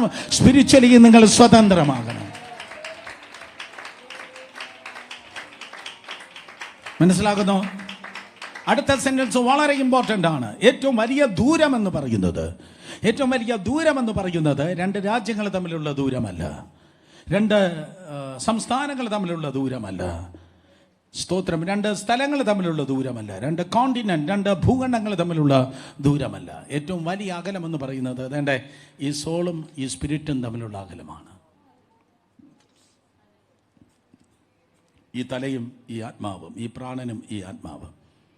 പ്രാണനിലല്ല പ്രസംഗം കേൾക്കേണ്ടത്, വചനം ഉൾക്കൊള്ളേണ്ടത് സ്പിരിറ്റിലായിരിക്കണം, ആത്മാവിലായിരിക്കണം. നിങ്ങൾ പ്രാണനിൽ നടക്കൻ എന്നല്ല വേദപുസ്തകം പറയുന്നത്. ആത്മാവിൽ നടപ്പിൻ, ആത്മാവിൽ ചിന്തിപ്പിൻ, ആത്മാവിൽ വിവേചിപ്പിൻ. ആത്മീയൻ, സ്തോത്രം, പ്രാണനിലല്ല കാര്യങ്ങൾ ഡിസിഷൻ എടുക്കുന്നത്, ആത്മാവിലാണ് എടുക്കുന്നത്. യേശു കർത്താവ് ആത്മാവിൽ നിറഞ്ഞവനായി യോർദാൻ വിട്ട് മടങ്ങി. ആത്മാവ് അവനെ മരുഭൂമിയിൽ നടത്തി. പിന്നെ അവൻ നടന്നത് മുഴുവൻ ആത്മാവിലാണ്. പിന്നെ അവൻ കാര്യങ്ങൾ തീരുമാനിച്ച മുഴുവൻ ആത്മാവിലാണ്. പിന്നെ അവൻ മുഴുവൻ മുന്നോട്ട് പോയത് ആത്മാവിലാണ്. ഒത്തിരി പ്രശ്നങ്ങളുണ്ടായിരുന്നു. പക്ഷെ ഒരിടത്ത് പോലും എൻ്റെ യേശുപ്പച്ചനെ ഇടറിയില്ല. യേശു ഇടറിയില്ലെങ്കിൽ നിങ്ങളും ഇടറത്തില്ല. യേശു ജയിച്ചെങ്കിൽ നിങ്ങളും ജയിക്കും. ഇടയ്ക്കിടയ്ക്ക് ക്രൂശുമായി വീണ് കാണാം. പക്ഷേ ചെയ്യേണ്ടത് മുഴുവൻ അവൻ ചെയ്തു തീർത്തു. ചെയ്യേണ്ടത് മുഴുവൻ ചെയ്യേണ്ട സമയത്ത് അവൻ ചെയ്ത് തീർത്തെങ്കിൽ നിങ്ങളുടെ ലൈഫിലും ഇന്ന് രാത്രി ദൈവകൃപകൾ സംഭവിക്കണം. നഷ്ടപ്പെട്ട സംവത്സരങ്ങളെ ദൈവം നിങ്ങൾക്ക് തിരികെ തരണം. നഷ്ടപ്പെട്ട സംവത്സരങ്ങളെ ദൈവം നിങ്ങൾക്ക് തിരികെ തരണം. വേദപുസ്തകത്തിലെ ഒരു വാഗ്ദത്തമാണ്, ഞാൻ നിന്റെ പിന്നോട്ട് ഇറങ്ങിച്ചെന്ന് നിന്റെ നഷ്ടപ്പെട്ട സമയത്തെ ഞാൻ നിനക്ക് റെഡീം ചെയ്ത് തരാം. ഞാൻ പിന്നോട്ട് ഇറങ്ങിച്ചെന്ന് എൻ്റെ നഷ്ടപ്പെട്ട സന്ദർഭങ്ങളെ ഞാൻ നിനക്ക് റെഡീം ചെയ്ത് തരാം. ഞാൻ എമിറേറ്റ്സിൻ്റെ ഫ്രീക്വന്റ് ഫ്ലയറാണ്. എത്ര പേർക്ക് മനസ്സിലാകുമെന്ന് അറിയത്തില്ല. കൂടെ ട്രാവൽ ചെയ്യുന്നതിൻ്റെ ബെനിഫിറ്റ് ഉണ്ട്. സ്തോത്രം. സ്കൈ വാട്സ് എന്നാണ് അതിൻ്റെ ആ ക്ലബിൻ്റെ പേര്. 55,000 മൈൽസ് ഒരിക്കലും എനിക്ക് നഷ്ടപ്പെട്ടു. ഞാൻ വിഷണനായി. ഞാൻ കണ്ടപ്പോഴേക്കും 2-3 മെയിൽ വന്നു, പക്ഷേ ശ്രദ്ധിച്ചില്ല. പക്ഷേ പിന്നെ വന്നപ്പോഴേക്കും എൻ്റെ ഡേറ്റ് കഴിഞ്ഞു. പക്ഷേ എൻ്റെ നല്ലൊരു ഉദ്യോഗസ്ഥനെ ഞാൻ കണ്ടപ്പോൾ പറഞ്ഞു, റിജയ്, എനിക്ക് ഇങ്ങനെ ഒരു അബദ്ധം പറ്റി. 55,000 മൈൽസ് അത് നഷ്ടപ്പെട്ടു. അദ്ദേഹം പറഞ്ഞു, നോ പ്രോബ്ലം, റെഡീം ചെയ്ത് നമുക്ക് എടുക്കാമല്ലോ. ഞാൻ അതിൻ്റെ ഒരു കീ പേഴ്സണാണ്. ഞാനൊരു കീ പേഴ്സൺ ആയതുകൊണ്ട് എനിക്കത് റെഡീം ചെയ്ത് തരാൻ കഴിയും. ആ കാർഡും കൊടുത്തൊരു 10 മിനിറ്റ് അദ്ദേഹത്തിൻ്റെ കൗണ്ടറിന് മുന്നിലെത്തിയപ്പോൾ റെഡീം ചെയ്ത് പുറത്ത് കൊടുത്ത പോലെ ഇന്ന് ഈ ദിവസം ഇതാ ഒരുവൻ്റെ കൗണ്ടറിൻ്റെ മുൻപിൽ ആരോ നിൽക്കുകയാണ്. എനിക്ക് നഷ്ടപ്പെട്ട സംവത്സരങ്ങളൊന്ന് റെഡീം ചെയ്ത് തിരിച്ചു തരണമേ. സാത്താൻ മോഷ്ടിച്ചു കൊണ്ടുപോയ ചില വർഷങ്ങളെ, ചില സീസൺസിനെ എനിക്ക് റെഡീം ചെയ്ത് തിരിച്ചു തരണമേ. കാരണം ഞാൻ സോളിൽ ഓപ്പറേറ്റ് ചെയ്തപ്പോൾ എനിക്ക് നഷ്ടം സംഭവിച്ചു. ഞാൻ സോളിൽ ഓപ്പറേറ്റ് ചെയ്തപ്പോൾ, ഞാൻ പ്രാണനിൽ ഓപ്പറേറ്റ് ചെയ്തപ്പോൾ എനിക്ക് നഷ്ടം സംഭവിച്ചു. സോളിഷ് മാൻ, ശേഷം മനുഷ്യനെ പോലെ രക്ഷിക്കപ്പെടാത്ത മറ്റു മനുഷ്യനെ പോലെ ഞാൻ ചിന്തിച്ചു. ദൈവമില്ലാത്ത മറ്റുള്ളവരെ പോലെ ഞാൻ പെരുമാറി. നോ, എനിക്കൊരിക്കലും മറ്റുള്ളവരെ പോലെ ജീവിക്കാൻ കഴിയത്തില്ല. കാരണം അവർക്കില്ലാത്തൊരു രക്ഷകൻ എനിക്കുണ്ട്, അവർക്കില്ലാത്തൊരു പ്രമാണം എനിക്കുണ്ട്, അവർക്കില്ലാത്തതൊരു ആത്മാവ് എന്നിൽ വസിക്കുന്നു. അതുകൊണ്ട് ഞാൻ സോളിലല്ല ഞാൻ ഓപ്പറേറ്റ് ചെയ്യുന്നത്, ഞാൻ സ്പിരിറ്റിലാണ് ഓപ്പറേറ്റ് ചെയ്യുന്നത്. ഹല്ലേലൂയ. അവരാ കോളേജിൽ പഠിച്ചു, ഞാനും പഠിക്കട്ടെ. അവരാ രാജ്യത്ത് പോയി, ഞാൻ എൻ്റെ പോകട്ടെ. അവരാ അങ്ങനെയായി, ഞാനും ഇങ്ങനെയാകട്ടെ. നോ, നീ സൈഡിൽ നിൽക്കുന്ന മറ്റുള്ളവരെ പോലെയല്ല നീ ജീവിക്കേണ്ടത്. നീ കർത്താവ് പറയുന്ന ഒരു കർത്താവുണ്ട്. നിന്റെ ലൈഫിൻ്റെ ഓണർ അപ്പുറത്തെ ഏജൻസിയിലല്ല, സ്വർഗത്തിലെ ദൈവത്തിലാണ്. ദൈവം പറയുന്നത് പോലെയാണ് നീ ജീവിക്കേണ്ടത്. സ്തോത്രം. അതെ, ഒരുവൻ ജീവനുള്ള ദേഹിയായിരുന്നു, മറ്റവൻ ജീവിപ്പിക്കുന്ന ആത്മാവായി. യേശുവിൻ്റെ നാമത്തിൽ. അതുകൊണ്ട് ആത്മാവിൽ നമുക്കായിരിക്കാം. ആദ്യത്തെ ആള്, ഒന്നാമത്തെ ആദാം നാച്ചുറലാണ്, സ്തോത്രം, പ്രാകൃതനാണ്. പക്ഷെ രണ്ടാമത്തെ ആള് സ്പിരിച്വലാണ്. 1 കൊരിന്ത്യർ 15:46 മക്കളെ. 1 കൊരിന്ത്യർ 15:46. 1 കൊരിന്ത്യർ 15:46 ഏദൻ തോട്ടത്തിൽ ആദാം പ്രാകൃത മനുഷ്യനത്രേ. സ്തോത്രം. എന്നാൽ യേശു കർത്താവ് പ്രാകൃതനല്ല, അവൻ ആത്മീയനാണ്. സ്തോത്രം. എന്നാൽ ആത്മീകമല്ല, പ്രാകൃതമത്രേ ഒന്നാമത്തേത്. അടുത്ത വാക്യം എന്താ പറയുന്നത്? ആത്മീയം പിന്നത്തേതിൽ വരുന്ന. ശബ്ദമുയർത്തി ഒരിക്കൽ കൂടെ വായിച്ച ആ വാക്യം, 46-ാം വാക്യം. റെഡി, 1, 2, 3. എന്നാൽ ആത്മീകമല്ല, പ്രാകൃതമത്രേ ഒന്നാമത്തേത്, ആത്മീയം പിന്നത്തേതിൽ വരുന്നു. ആത്മീയം പിന്നത്തേതിൽ വരുന്നതെന്ന് പറഞ്ഞാൽ യേശു കർത്താവ് പിന്നത്തേതിൽ വരുന്ന. സോ പ്രാകൃതമായവനായിരുന്നു, സ്തോത്രം, അതേ ഒന്നാമത്തവനായ ആദാം. അവൻ പ്രാകൃത മനുഷ്യനായെന്ന്. എന്താ പ്രാകൃത മനുഷ്യൻ? എങ്ങനെ അവൻ പ്രാകൃത മനുഷ്യനായത്? പ്രാകൃതൻ ദൈവം പറയുന്നത് അനുസരിക്കത്തില്ല. ദൈവം പറയുന്നത് അനുസരിക്കാത്തവൻ്റെ പേരാണ് പ്രാകൃതൻ. ആ വാക്യം കൂടെ ഞാൻ പറയാം. 1 കൊരിന്ത്യർ ലേഖനം 2-ാം അധ്യായം 14 വാക്യം. 1 കൊരിന്ത്യർ 2:14. 1 കൊരിന്ത്യർ 2:14. എന്നാൽ പ്രാകൃത മനുഷ്യൻ ദൈവാത്മാവിൻ്റെ ഉപദേശം കൈക്കൊള്ളുന്നില്ല, അതവന് ഭോഷത്വമാകുന്നു. ആത്മീയമായി വിവേചിക്കേണ്ടതാകയാൽ അവൻ അതിന് ഗ്രഹിപ്പാൻ കഴിയുന്നില്ല. 14-ാം വാക്യം. റെഡി? 1, 2, 3 വായിക്കേ. എന്നാൽ പ്രാകൃത മനുഷ്യൻ ദൈവാത്മാവിൻ്റെ ഉപദേശം കൈക്കൊള്ളുന്നില്ല. അടുത്തിരിക്കുന്നവർ നോക്കി ചോദിക്കുക, എത്ര കൈക്കൊണ്ടിട്ടുണ്ട്? മൂത്തോക്ക് കൈക്കൊണ്ടിട്ടുണ്ടോ? ചോദിക്കുക കൈക്കൊണ്ടിട്ടുണ്ടോ? ദൈവം പറഞ്ഞതെല്ലാം അനുസരിച്ചിട്ടുണ്ടോ? അനുസരിക്കുന്നില്ലെങ്കിൽ നിങ്ങൾ പ്രാകൃതന്മാരെന്നാണ് പറയുന്നത്. കർത്താവ് പറഞ്ഞു, സ്തോത്രം, ആ അറിവിൻ്റെ വൃക്ഷത്തിൻ്റെ ഫലം നീ എന്ത് ചെയ്യല്? പറ, തിന്നല്ലെന്ന് പറഞ്ഞു. പക്ഷെ തിന്നല്ലെന്ന് പറഞ്ഞത് അവൻ കൈനീട്ടി തിന്നു. തിന്നപ്പോഴേക്കും ഗ്ലോറിയിൽ വസിച്ചവൻ പ്രാകൃത മനുഷ്യനായി പോയി. ഇന്ന് ഇരിക്കുന്നത് സഭയിലായിരിക്കാം, കേൾക്കുന്നത് നല്ല ബൈബിൾ സ്റ്റഡി ആയിരിക്കാം, അല്ലെങ്കിൽ നല്ല പ്രൊഫറ്റിക് വോയിസ് ആയിരിക്കാം. നീ എത്രത്തോളം കിൻഡൽ കണക്കിനും കിലോ കണക്കിനും കേൾക്കുന്നു എന്നതല്ല, എത്രത്തോളം അനുസരിക്കുന്നു എന്നതനുസരിച്ചായിരിക്കും സ്വർഗം നമുക്കായി തുറക്കുന്നത്. അപ്പൊ എന്തോ മനസ്സിലായി? ഇത് പറയാനുള്ളതുമല്ല, പറ, ഇത് കേൾക്കാനുള്ളതുമല്ല. ഒരിക്കൽ കൂടെ, ഇത് പറയാനുള്ളതല്ല, പറഞ്ഞാട്ടെ, ഇത് കേൾക്കാനുള്ളതുമല്ല. പിന്നെ എന്തിനാണുള്ളത്? ശൈലാൻറ്റി പറഞ്ഞു പ്രാപിക്കാനല്ല, അനുസരിക്കാനുള്ളത്. ആൻറ്റി, അനുസരിക്കാനുള്ളതാണ്. ഈ പുസ്തകം മുഴുവൻ ആരെങ്കിലും എന്തെങ്കിലും പ്രാപിച്ചെങ്കിൽ അനുസരിച്ചാണ് പ്രാപിച്ചത്. അനുസരിച്ചു. സ്തോത്രം. ഞാനത് വീണ്ടും പറയും. അപ്പൊ പ്രാകൃതം നായിരുന്നു സ്തോത്രം അനുസരണക്കേട് കാണിച്ചതായ ഒന്നാമത്തെ മനുഷ്യൻ. അവൻ പ്രാകൃതനായിരുന്നു. അവൻ ഏത് ദൈവത്തിൻ്റെ ദൂത് കേട്ടാലും പ്രാകൃത മനുഷ്യൻ അവൻ കൈക്കൊള്ളത്തില്ല. ആമേൻ പറഞ്ഞ് അയ്യോ അത് എനിക്കുള്ളതാണല്ലോ എന്ന് പറഞ്ഞ് ഏറ്റെടുക്കത്തില്ല. ആരാണോ ദൈവത്തിൻ്റെ ദൂതിനെ കൈക്കൊള്ളാതെ വിട്ടുകളയുന്നത് നഷ്ടം അവനായിരിക്കും. ഒരു ഉദാഹരണം പറഞ്ഞ് മുന്നോട്ട് പോകാം.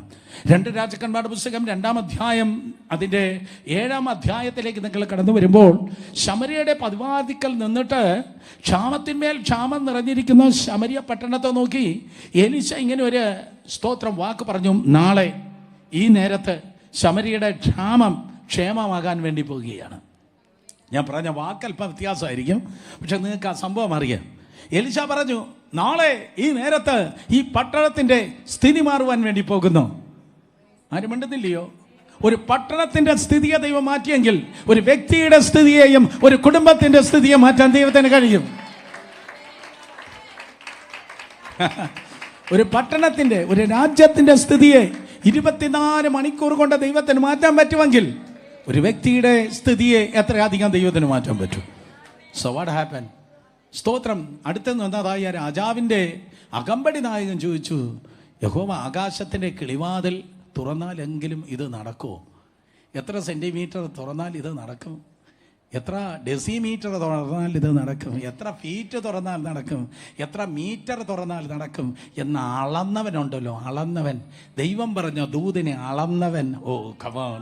ദൈവം പറഞ്ഞ ദൂതിനെ അളക്കുന്നവർ വന്നിട്ടുണ്ട് കേട്ടോ, അല്ലെങ്കിൽ ഞായറാഴ്ച വരുന്നുണ്ട് കേട്ടോ. ദൈവം പറഞ്ഞ ദൂതിനെ അളക്കുന്നവരെ അല്ല അനുഗ്രഹിക്കപ്പെടുന്നത്, അത് ഏറ്റെടുത്ത് അനുസരിക്കുന്നവരാണ് അനുഗ്രഹിക്കപ്പെടുന്നത്. എത്ര സെന്റിമീറ്റർ എത്ര ഡെസിമീറ്റർ തുറക്കുമെന്ന് പറഞ്ഞ് അളക്കുന്നവരല്ല, അളന്നവനെ ജനം ചവിട്ടിക്കളഞ്ഞു. അവനെ നോക്കിയാണ് പ്രവാചകൻ പറഞ്ഞത്, നീ കാണും, അത് അനുഭവിക്കുകയില്ല. ഓ കമോൺ, എന്തോ ഒരു ദുഃഖം. നമ്മളെ കാണാനല്ല, നമ്മളെ അനുഭവിക്കാൻ ദൈവം വിളിച്ചിരിക്കുന്നു. പ്രാകൃത മനുഷ്യൻ കാണും, അനുഭവിക്കുകയില്ല. ആദാം കണ്ടു മഹത്വം, പക്ഷെ എന്നെന്നും അവിടെ അനുഭവിക്കാൻ കഴിഞ്ഞോ? നോ. കണ്ടിട്ട് ഒന്ന് കയറി അങ്ങ് ഇറങ്ങി, ഒന്ന് കയറിയത് മറിഞ്ഞു, ഒന്ന് ഇറങ്ങിയത് പറഞ്ഞു, പിന്നെ മുഴുവൻ ദുരിതത്തിലാണ് ജീവിച്ചത്. സ്തോത്രം. ആ ഗതികേട് നമുക്ക് ഉണ്ടാകില്ല. പകരം ഈ ജീസസിനെ, ഒന്നാമത്തെ പ്രാകൃത മനുഷ്യൻ ദൈവാലോചന അവൻ കൈക്കൊള്ളുന്നില്ല. നിങ്ങളെ ആരംഭത്തെക്കാൾ ഒടുക്കം നല്ലതായി തീരുവാൻ ദൈവം ഒരു വാക്ക് നിങ്ങളോട് പറയുമ്പോൾ, അത് ഒരു പ്രസംഗമാകട്ടെ, ഒരു പ്രവചനമാകട്ടെ, ഒരു പാട്ടിലൂടെ ആകട്ടെ, മാക്സിമം നിങ്ങൾ ദൈവശബ്ദം കേൾക്കുന്നത് നിങ്ങളുടെ പ്രാർത്ഥനാ റൂമിലാണ്. ദാസനിലൂടെ സംസാരിക്കണമേ, ദാസിയിലൂടെ സംസാരിക്കണമേ. നോ, എൻ്റെ അപ്പൻ ഭയങ്കര മര്യാദക്കാരനായതുകൊണ്ട് അവൻ നേരിട്ട് സംസാരിക്കാൻ ആഗ്രഹിക്കുന്നു. ദാസനിലൂടെ ദാസിയിലൂടെ ദൈവം സംസാരിക്കട്ടെ, കുഴപ്പമില്ല. പക്ഷെ 99.99% ദൈവം നിന്നോട് നേരിട്ട് സംസാരിക്കട്ടെ. അതിനായി നിങ്ങളുടെ കണ്ണുകൾ തുറക്കട്ടെ, അതിനായി നിങ്ങളുടെ ചെവികൾ തുറക്കട്ടെ. ഡയറക്റ്റ് നേരിട്ടായി ദൈവം സംസാരിക്കട്ടെ. എൻ്റെ ദാസനായ മോശയോ, ഞാൻ അവനോട് മറ്റു പ്രവാചകന്മാരെ പോലെ അല്ല സംസാരിച്ചത്. സംഖ്യാപുസ്തകം 12-ാം അധ്യായം അതിൻ്റെ 6 മുതൽ 8 വരെയുള്ള വാക്യത്തിൽ പറയുന്നു, അവനോട് ഞാൻ mouth to mouth and face to face, മുഖാമുഖമായി നേരിട്ടാണ് ദൈവം അവനോട് സംസാരിച്ചത്. കരങ്ങൾ ഉയർത്തി ഹല്ലേലൂയ പറഞ്ഞാണ്. ഇവിടെ ഒരു അനുജനും ഒരു ചേട്ടനും ഉണ്ട്. വന്നത് തുടങ്ങി എന്തൊരു സംസാരം നോക്ക്, എന്തൊരു സംസാരം. ഇവിടെ ഡെഡ് ബോഡി എഴുന്നേറ്റ് വന്നാലും അവറ്റകൾ സംസാരിക്കും. സ്വർഗത്തിൽ നെത്തി ഇറങ്ങിയാൽ അവന്മാർ സംസാരിക്കാം. കാര്യം എന്താ? അവർ തമ്മിൽ ഭയങ്കര സ്നേഹത്തില. എന്തോ ഞാൻ പറഞ്ഞു, അവർ തമ്മിൽ ഭയങ്കര സ്നേഹത്തില. അവർക്ക് ഇത്രയും സ്നേഹമുണ്ടെങ്കിൽ തമ്പുരാൻ എത്ര വലിയ സ്നേഹമായിരിക്കും ഉള്ളത്. ദൈവം നിന്നോട് നേരിട്ട് സംസാരിപ്പാൻ ആഗ്രഹിക്കുന്നു. പ്രാകൃത മനുഷ്യൻ ദൈവാത്മാവ് പറയുന്നത് ശ്രദ്ധിക്കുന്നില്ല. ശ്രദ്ധിക്കുന്നില്ല.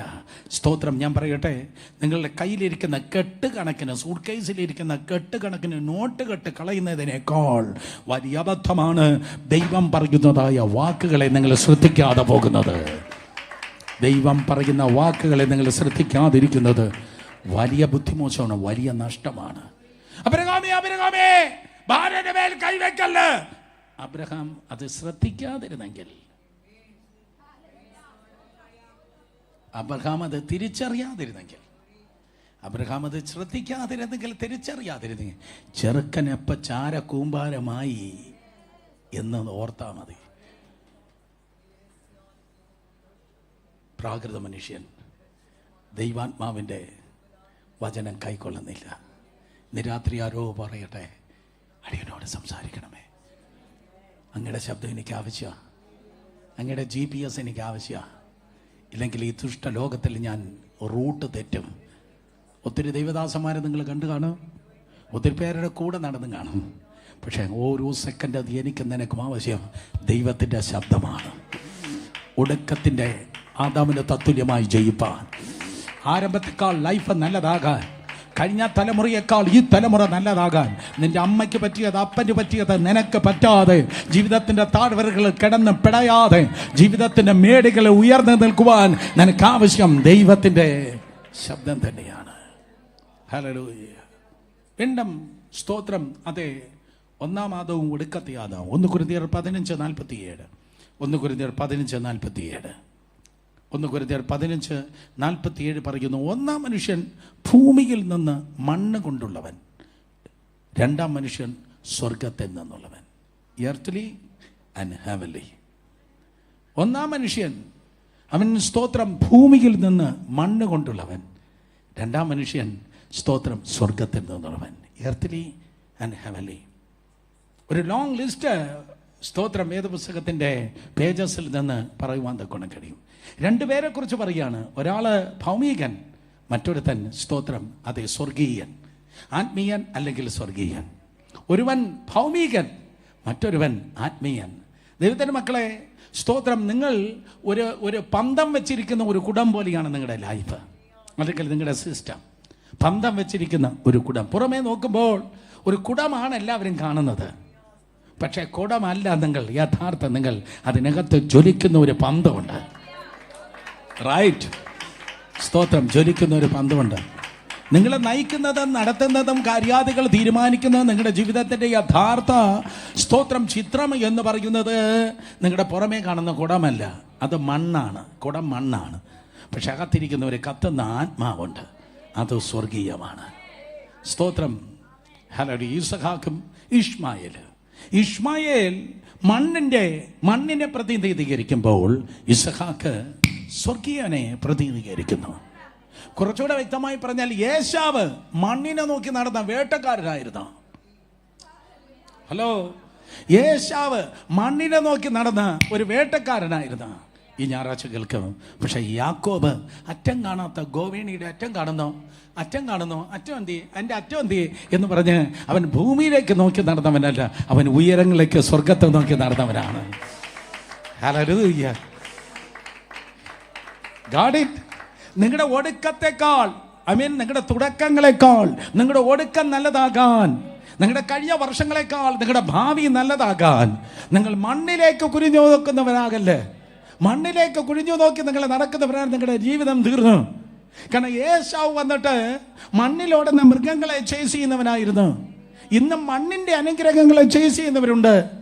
മണ്ണിന്റെ കാര്യാദികളെ, മണ്ണിന്റെ പണം, വിദ്യാഭ്യാസം, ബെറ്റർ ലൈഫ്, പ്രോസ്പെരിറ്റി, അങ്ങനെ മണ്ണിനെ സ്തോത്രം അതേ തേടിപ്പോകുന്നവരെ വല്ലാത്ത തലമുറയാണ് ഇത്. പക്ഷെ മനസ്സിലാക്കണം, ദൈവ മക്കളാകുന്നെങ്കിൽ മുൻപേ അവന്റെ നിങ്ങൾക്കത് അറിയാമല്ലേ ആ വാക്യം. അപ്പൊ അതാണ് സ്തോത്രം. നിങ്ങൾ ഒരു ദൈവദാസനും ദൈവദാസിയും സ്വിറ്റ്സർലൻഡിൽ വെച്ച് പണ്ടൊരിക്കൽ എന്നോട് ഇങ്ങനെ പറഞ്ഞു, ഒരു ഷോപ്പിങ്ങിന് പോലും ഞങ്ങൾ കയറിയാൽ ഞങ്ങൾ ഇങ്ങനെയാണ് ചിന്തിക്കുന്നത്, how much eternity in it, ഇതിൽ എത്രത്തോളം നിത്യതയുണ്ട്, how much gain for eternity. ഒരു ഷോപ്പിങ്ങിന് കയറിയാൽ പോലും നിത്യതയ്ക്ക് ഇതിൽ എത്രത്തോളം ബെനിഫിറ്റ് ഉണ്ട്. സ്തോത്രം. നിങ്ങൾക്ക് ആർക്കും ഇഷ്ടപ്പെട്ടില്ല. ഹല്ലേലൂയ. ഒരു ഷോപ്പിങ്ങിന് കയറുമ്പോൾ പോലും മറ്റുള്ളവർ ഷോപ്പ് ചെയ്യുന്നത് പോലെ എനിക്ക് ഷോപ്പ് ചെയ്യാൻ പറ്റത്തില്ല. അർത്ഥം അവർ പറഞ്ഞത് മറ്റുള്ളവർ ജീവിക്കുന്നത് പോലെ ജീവിക്കാൻ പറ്റത്തില്ല. മറ്റുള്ളവർ മണ്ണിൽ വേരൊന്നുമ്പോൾ ഞാൻ മണ്ണിൽ നിന്ന് പറഞ്ഞ് സ്വർഗത്തിലേക്ക് പറക്കുവാൻ വേണ്ടി ഞാൻ കാത്തിരിക്കുകയാണ്. എൻ്റെ അറ്റൻഷൻ വന്ന്, എൻ്റെ സ്തോത്രം പ്രയോറിറ്റി വന്ന് മണ്ണിലുള്ളതല്ല, എൻ്റെ പ്രയോറിറ്റി വന്ന് വിണ്ണിലേക്കാണ്. വേണ്ട രണ്ട് പക്ഷികളെ കുറിച്ച് കൂടെ ഞാൻ പറയാനുണ്ട്. ഒന്ന് കോഴി. കോഴിയെ കണ്ടിട്ടുള്ളവർ കരങ്ങൾ ഉയർത്തിയാട്ടെ. കോഴി താഴോട്ടാണ് നോക്കി നടക്കുന്നത്. കോഴി സ്തോത്രം. പക്ഷെ കഴുകൻ താഴോട്ട് നോക്കിയല്ല പറക്കുന്നത്. കഴുകൻ പറക്കുന്നത് മേലേക്ക് നോക്കിയാണ് പറക്കുന്നത്. ഉദിച്ചുയരുന്ന സൂര്യനെ നോക്കി ഉയരങ്ങളിൽ നിന്ന് ഉയരങ്ങളിലേക്ക് പറക്കുന്നവനാണ് കഴുകൻ. ഞാൻ ചോദിക്കട്ടെ, നിങ്ങൾ സ്വർഗീയരാണ് എങ്കിൽ നിങ്ങളുടെ ലക്ഷ്യം എന്താണ്? കുഞ്ഞുങ്ങളോട് ചോദിക്കട്ടെ, നിങ്ങളുടെ ജീവിതത്തിന്റെ ലക്ഷ്യം എന്താണ്? നിങ്ങളുടെ ചോയ്സ് എന്താണ്? നിങ്ങൾ ഒന്നാം സ്ഥാനം എന്തിനു വേണ്ടിയാണ് നൽകുന്നത്? അങ്ങനെയെങ്കിൽ ഒന്നാം ആദാമിന് സംഭവിച്ചതായ അബദ്ധം പറ്റാതെ ഒടുക്കത്തെ ആദാം അവൻ പറയും, ഞാൻ മണ്ണിനെയല്ല തേടിയത്. യേശു കർത്താവ് മണ്ണിനെ തേടി പോയതേയില്ല. അങ്ങനെ ആയിരുന്നെങ്കിൽ കർത്താവ് വല്ലപ്പോഴുമൊക്കെ യെരുശലേമിൽ വരുമ്പോൾ കയ്യഫാവിനെ പോയി ഹൗ ആർ യു എന്ന് ചോദിക്കുകയായിരുന്നു. അല്ലെങ്കിൽ കർത്താവ് സ്തോത്രം അതേ യെരുശലേമിലേക്ക് വരുമ്പോൾ വരുന്ന വഴിക്ക് എരിഹോവിൽ നിന്ന് കിട്ടിയ പേരിന്തപ്പഴം എന്ന് പറഞ്ഞാൽ നിങ്ങൾക്കറിയോ? അറിയത്തില്ല. പേരിന്തപ്പഴം, ഈന്തപ്പഴം. എരിഹോവിലാണ് ഏറ്റവും നല്ല ഈന്തപ്പഴം.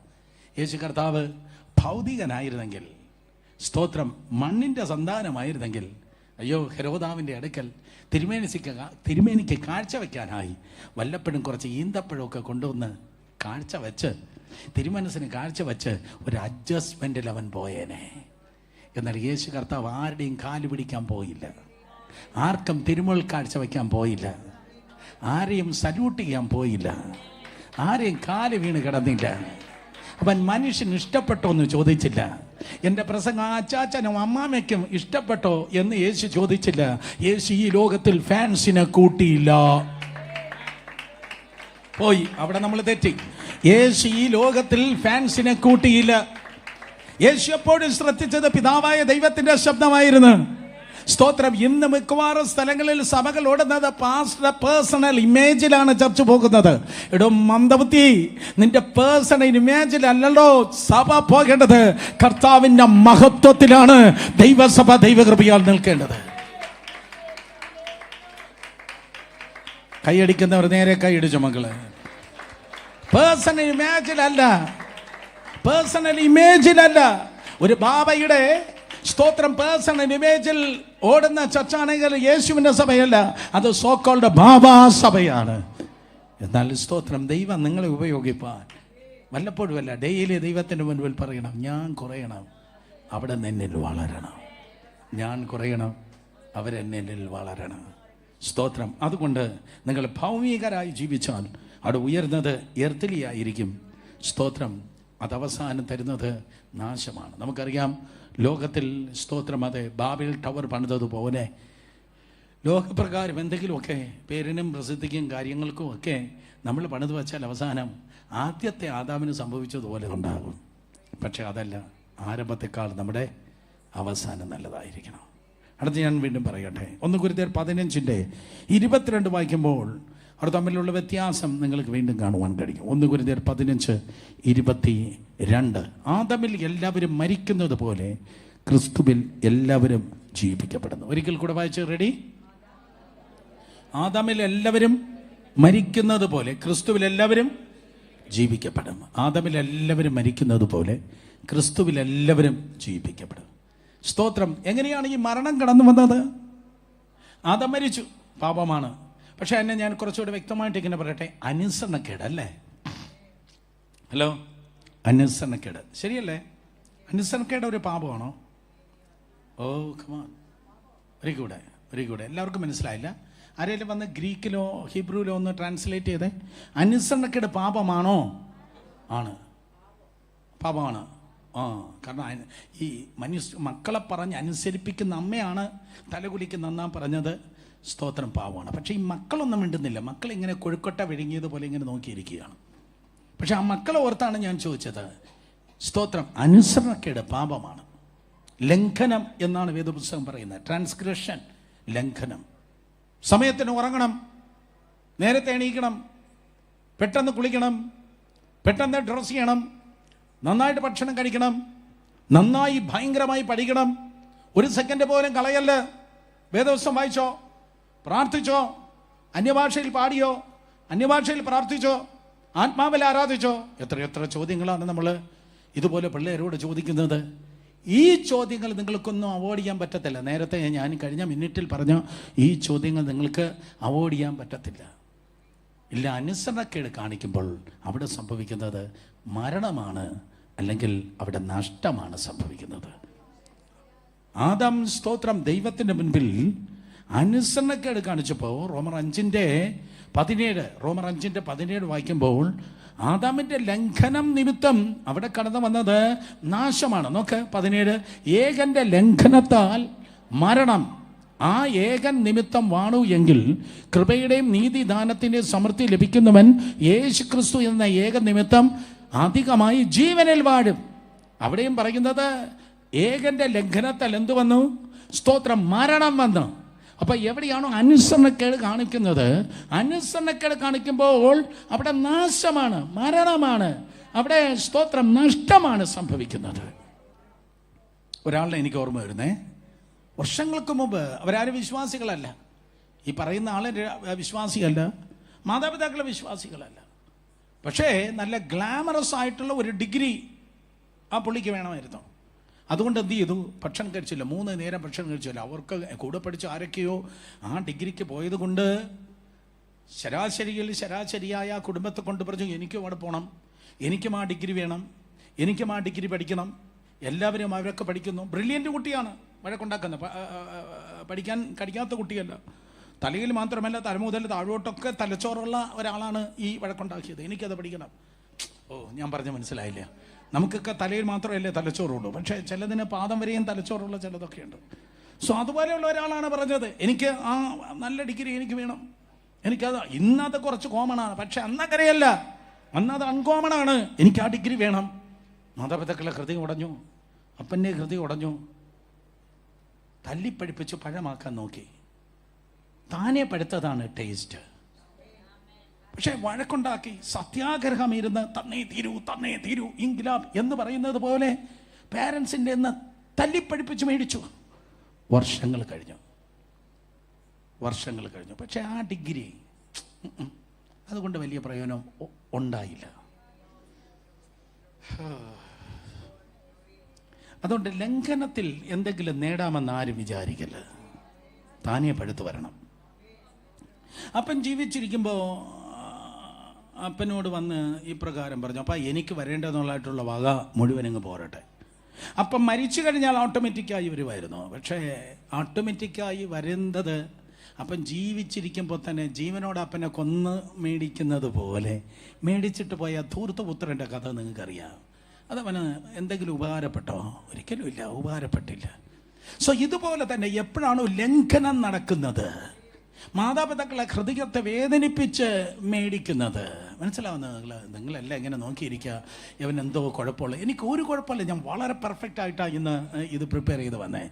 ഈ പാരൻസിൻ്റെ ഹൃദയത്തെ തകർത്ത്, അല്ലെങ്കിൽ വല്ലവരുടെ ഹൃദയത്തെ തകർത്ത് സ്വന്തം ഇഷ്ടത്തിന് വേണ്ടി എന്തെങ്കിലുമൊക്കെ ഉണ്ടാക്കിയാൽ മക്കളെ അത് ശാശ്വതമായിരിക്കത്തില്ല. 2 ദിവസമൊക്കെ കൊണ്ട് കിടക്കാൻ പറ്റുമായിരിക്കും, പിന്നത്തേതല്ലാതെ പറന്നു പോകുന്ന പറവ പോലെ അവസാനം പിടികിട്ടാതെ പറന്നു പോകും. എന്നാൽ ഞാൻ പോയാലും എന്നിൽ നിന്ന് പോകാതെ എന്തെങ്കിലും ഇരിക്കണമെങ്കിൽ അത് ലംഘനത്തിലല്ല വരേണ്ടത്. ലംഘനത്തിലൂടെ നേടുന്നത് മരണമാണ്, എന്നാൽ അനുസരണയിൽ നേടുന്നത് ജീവനാണ്. ആ പോയിന്റ് എഴുതിയെടുക്കണേ. ലംഘനത്തിൽ നേടുന്നത് മരണമാണ്, അനുസരണത്തിൽ നേടുന്നത് ജീവനാണ്. ലംഘനത്തിൽ നേടുന്നത് സ്തോത്രം മരണമാണ്. സ്തോത്രം. ഞാൻ നിങ്ങളെയൊക്കെ ശുശ്രൂഷ തിരുവനന്തപുരത്തെ ക്രൈസ്റ്റ് സെൻ്ററൊക്കെ ആയി ഇങ്ങനെ ഇരിക്കുന്നു. എൻ്റെ കയ്യിലിരിക്കുന്ന തരികിടയും തിരുവനന്തപുരത്തിൻ്റെ ക്രിക്കറ്റ്നെസ്സും വെച്ച് ഞാൻ ചർച്ച പണിതാലുണ്ടല്ലോ, അതെങ്ങനെ ഇരിക്കുമെന്ന് അറിയോ? അത് അവസാനം വന്നിട്ട് സ്തോത്രം അത് മരണമായിരിക്കും സമ്മാനിക്കുന്നത്. മീനിങ് അതിൽ ജീവൻ കാണത്തില്ല. എന്നാൽ അതേ സമയത്ത് കർത്താവിൻ്റെ ശബ്ദം കേട്ടാൻ്റെ കർത്താവിൻ്റെ ശബ്ദം കേട്ട് കർത്താവിൻ്റെ ശബ്ദം അനുസരിക്കുമ്പോൾ, ലംഘനത്തിൻ്റെ ഓപ്പോസിറ്റാണ് അനുസരണം. അനുസരണത്തിൽ നിൽക്കുന്നതിൻ്റെ പേരാണ് ജീവൻ. ജീവൻ. ആ ജീവനെ കൊല്ലാൻ ആർക്കും കഴിയത്തില്ല. ഹലോ, ജീവൻ ചത്തെന്ന് തോന്നും, പക്ഷെ 3 ദിവസം കഴിയുമ്പോഴേക്കും നിങ്ങൾക്ക് സമാധാനം എന്ന് പറഞ്ഞ് ജീവൻ എഴുന്നേറ്റ് നിൽക്കും. അയ്യോ, ഇതൊക്കെ പറയാൻ ഭയങ്കര എളുപ്പമാണ്. അതുകൊണ്ട് ലംഘനങ്ങളിലല്ല നാം ജീവിക്കേണ്ടത്, അനുസരണത്തിലാണ് ജീവിക്കേണ്ടത്. സ്തോത്രം. അനുസരണം നമ്മുടെ അടയാളമാണ്. ഒരിക്കൽ കൂടെ, ഇലക്ഷൻ കഴിഞ്ഞല്ലേ ഉള്ളൂ. സ്തോത്രം. സെലക്ഷൻ പറയട്ടെ, ഇലക്ഷൻ കഴിഞ്ഞു, സെലക്ഷൻ പറയട്ടെ. അനുസരണം നമ്മുടെ അടയാളം. ശബ്ദം ഉയർത്തി പറഞ്ഞേ, അനുസരണം എൻ്റെ അടയാളം. അനുസരണം അടയാളമാണെങ്കിൽ ഞാൻ ഗ്യാരണ്ടിയായി പറയുന്നു, ഒരു ഏരിയ പോലും നിങ്ങളിൽ ചത്ത് കിടക്കത്തില്ല. കാരണം അനുസരണം എവിടെയുണ്ടോ അവിടെ ജീവനായിരിക്കും വ്യാപരിക്കുന്നത്. ലംഘനം എവിടെയുണ്ടോ ആ ലംഘനത്തിൽ സ്തോത്രം മരണം വന്നിരിക്കും. അനുസരണത്തിൽ വന്ന് ജീവൻ ഇരിക്കും. ഈ ചേറിൽ വന്ന് നിങ്ങൾ ഇരിക്കുന്നത് പോലെ എവിടെ അനുസരണക്കേട്, ലംഘനമുണ്ടോ അവിടെ വന്നിരിക്കുന്നത് സ്തോത്രം മരണമായിരിക്കും. എവിടെ അനുസരണമുണ്ടോ അവിടെ വസിക്കുന്നത് ജീവനായിരിക്കും. യേശു കർത്താവ് പിതാവായ ദൈവത്തെ അനുസരിച്ചു. അനുസരണത്തിൻ്റെ ടോപ്പസ്റ്റ് യേശുവായിരുന്നു. ഒരിക്കൽ കൂടെ, അനുസരണത്തിന് ഏറ്റവും അങ്ങേറ്റത്തെ മാതൃക കർത്താവായ യേശുവായിരുന്നു. നിങ്ങൾ കേട്ടിട്ടുള്ള യേശുവിൻ്റെ പ്രസംഗവും യേശുവിൻ്റെ രോഗശാന്തി, യേശുവിൻ്റെ ശക്തിയും മറ്റു കാര്യങ്ങൾ അങ്ങ് ടോപ്പ് എന്നാണോ? പക്ഷെ അത് ടോപ്പ് ആകണമെങ്കിൽ യേശുവിൻ്റെ അനുസരണം. യേശുവിനെ പോലെ അനുസരിക്കാൻ പറ്റുമോ? അതുകൊണ്ടാണ് പിതാവ് പറഞ്ഞത്, ഇവൻ എൻ്റെ പ്രിയപുത്രൻ. വീണ്ടും മരരൂപമലയിൽ കേട്ടത് സ്തോത്രം, ഇവനെ ചെവി കൊടുപ്പിൻ. വീണ്ടും ദേവാലയത്തിൽ കേട്ടത് മഹത്വപ്പെടുത്തി, വീണ്ടും മഹത്വപ്പെടുത്തും. 3 പ്രാവശ്യം യേശു കർത്താവിൻ്റെ മേൽ സ്തോത്രം പ്രത്യക്ഷമായി, വിസിബിളായി, ഓഡിബിളായി ദൈവശബ്ദം വ്യാപരിച്ചു. ഞാൻ ഒരിക്കൽ കൂടെ പറയട്ടെ, വിസിബിളായി എന്ന് പറയുന്നതിനേക്കാൾ ഓഡിബിളായി എല്ലാവരും കേൾക്കെ 3 പ്രാവശ്യം ദൈവശബ്ദം കേട്ടു. ഒന്ന് യോർദാൻ്റെ കരയിൽ, മറുരൂപമരയിൽ, ദേവാലയത്തിൽ. 3 പ്രാവശ്യം എല്ലാവരും കേൾക്കെ കർത്താവ് പറഞ്ഞത്, കേട്ടാൽ ഇവൻ അങ്ങനെ അനുസരിക്കും. അനുസരിക്കുന്നവൻ്റെ മേൽ മാത്രമേ ദൈവശബ്ദം മുഴങ്ങത്തുള്ളൂ. യോർദാന്റെ കരയിൽ കേട്ടു ഡോക്ടർ അൻസു, സ്തോത്രം മറുരൂപമലയിൽ കേട്ടു. യോഹന്നാൻ 18 സ്തോത്രം ദേവാലയത്തിൽ കേട്ടു. പുത്രനെ മഹത്വപ്പെടുത്തണമേ, മഹത്വപ്പെടുത്തിയിരിക്കുന്നു, ഇനിയും മഹത്വപ്പെടുത്തും. അനുസരിച്ചവൻ്റെ മേൽ മാത്രമേ. അപ്പൊ ജനം പറഞ്ഞു, ഇതാ ഒരു ഇടിവെട്ടി എന്ന് ജനം പറഞ്ഞു. ജനത്തിന് മനസ്സിലായില്ല, പക്ഷെ അനുസരിച്ചവന് എന്താന്ന് മനസ്സിലായി. ഓ ഹല്ലേലൂയ, സ്തോത്രം. അനുസരിക്കണം എവിടെയാണ് ഉള്ളത്? അനുസരിച്ചവന്റെ മേൽ സ്തോത്രം മരണപാശങ്ങൾ ചുറ്റി, അത് നിലനിന്നില്ല. 72 മണിക്കൂർ കഴിഞ്ഞപ്പോഴേക്കും അതിനെ പറിച്ചു കളഞ്ഞവനും കുറെ ഉയർത്തെഴുന്നേറ്റ്.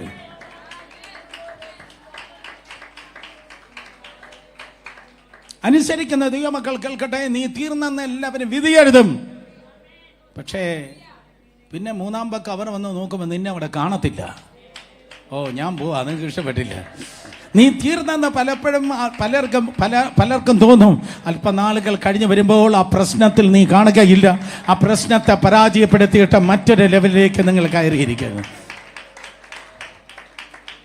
അതുകൊണ്ട് ഒരു പ്രോബ്ലത്തിന് നിന്നെ കൊല്ലുവാൻ കഴിയത്തില്ല.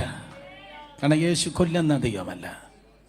ഇനി സഹസ്രാബ്ദ വാഴ്ച നടക്കുന്ന ഒരു കാര്യം പറഞ്ഞുതരാം. സഹസ്രാബ്ദ യേശു വന്നാൽ പിന്നെ മരണമല്ല ഉള്ളത്, യേശു വന്നാൽ ജീവനാണുള്ളത്. യേശു ജീവിതത്തിലുള്ളവർക്ക് ആരെങ്കിലും ഉയർത്തിയാട്ടെ. ലൈഫിൻ്റെ ഒരു സ്തോത്രം കാര്യത്തിൽ പോലും നിങ്ങൾക്ക് നിർജീവാവസ്ഥയിലില്ല. ലൈഫിൻ്റെ എല്ലാ വിഷയങ്ങളിലും നിങ്ങൾക്ക് ജീവനാണുള്ളത്. ഞാൻ ഒരിക്കൽ കൂടെ പറയട്ടെ, ഒന്ന് ചത്ത് കിടക്കുന്ന ബ്രദറെ മറ്റേതിൽ കുഴപ്പമില്ല, ജീവനുണ്ട്. നോ, അങ്ങനെ ഇരിക്കാൻ പറ്റത്തില്ല. നിങ്ങൾ ഒരു വശത്തെ താണ് മറ്റത് പൊങ്ങിയല്ല, നിങ്ങൾ എല്ലാ വിഷയങ്ങളിലും ജയിച്ചേ ജീവിക്കത്തുള്ളൂ.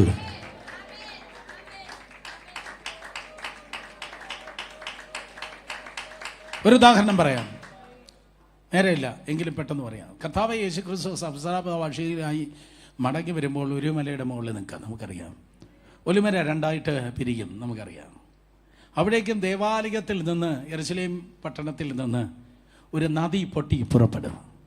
യെരുശലേമിൽ ആ മലയുടെ കീഴിൽ ഭയങ്കര വെള്ളമാണ്, ഭയങ്കര ഉറവയാണ്.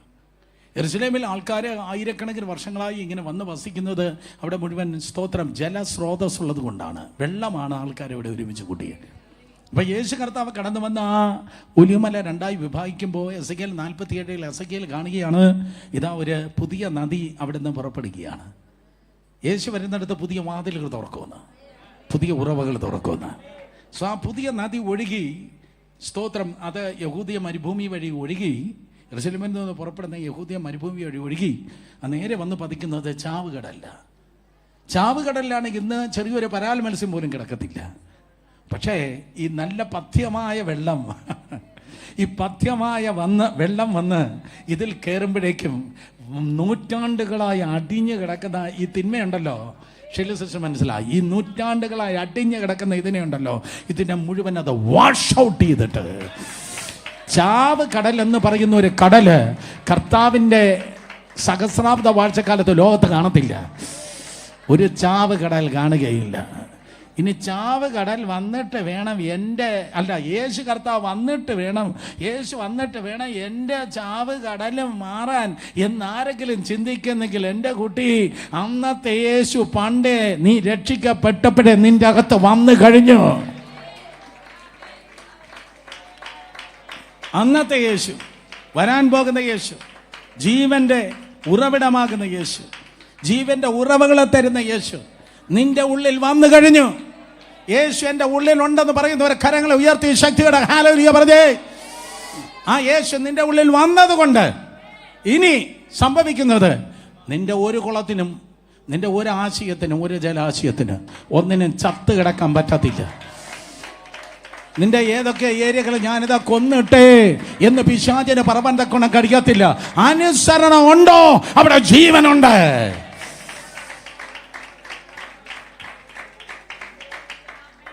ഹല്ലേലൂയ. ഏകന്റെ ലംഘനത്താൽ മരണം വന്നു, ഏകന്റെ അനുസരണത്താൽ ജീവനം വന്നു.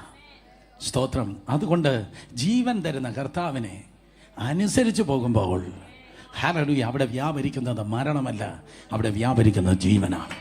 ഞാനിത് പറയുമ്പോൾ മരണകരമായ രോഗങ്ങൾ വരെ യേശുവിൻ്റെ നാമത്തിൽ അഴിഞ്ഞു മാറട്ടെ. അതുകൊണ്ടാണ് നമ്മൾ ഈ മരണമെന്ന് കേട്ടാൽ നമ്മൾ ഭയപ്പെടാത്തത്. ചിലരുടെ സമയമാം രഥത്തിൽ എന്ന് പാടിയാൽ തന്നെ അയ്യോ രോമാഞ്ചം കൊണ്ട് പെട്ടെന്ന് കർത്താവെ രക്തത്താൽ ജയം കാത്തോളണേ എന്ന് പറയും. നമുക്ക് വിചാരിക്കാം, ചേട്ടാ മരണമെന്ന് പറയുന്നത് കൂട്ടിൽ നിന്ന് വീട്ടിലേക്ക് പോകുന്ന പ്രൊമോഷൻ്റെ പേരാണ് മരണം. ഞാൻ പോയി സ്തോത്രം, ഞാൻ പോട്ടെ. കൂട്ടിൽ നിന്ന് വീട്ടിലേക്ക് പോകുന്ന പ്രൊമോഷൻ്റെ പേരാണ് മരണം എന്ന് പറയുന്നത്. നിന്റെ ലൈഫിൽ ഒന്നുപോലും ചത്ത് കിടക്കാൻ ദൈവം സമ്മതിക്കത്തില്ല. ഹല്ലേലൂയ. നോക്കിയേ, സ്തോത്രം. റോമർ 5:15 മുതൽ 17 വരെയുള്ള വാക്യങ്ങൾ, 15, 17 ആ വാക്യം വായിച്ച് നമുക്ക് നമുക്കൊന്ന് നിർത്താം. സ്തോത്രം. റോമർ 5:15, 17. ഒന്നാം ആദാമും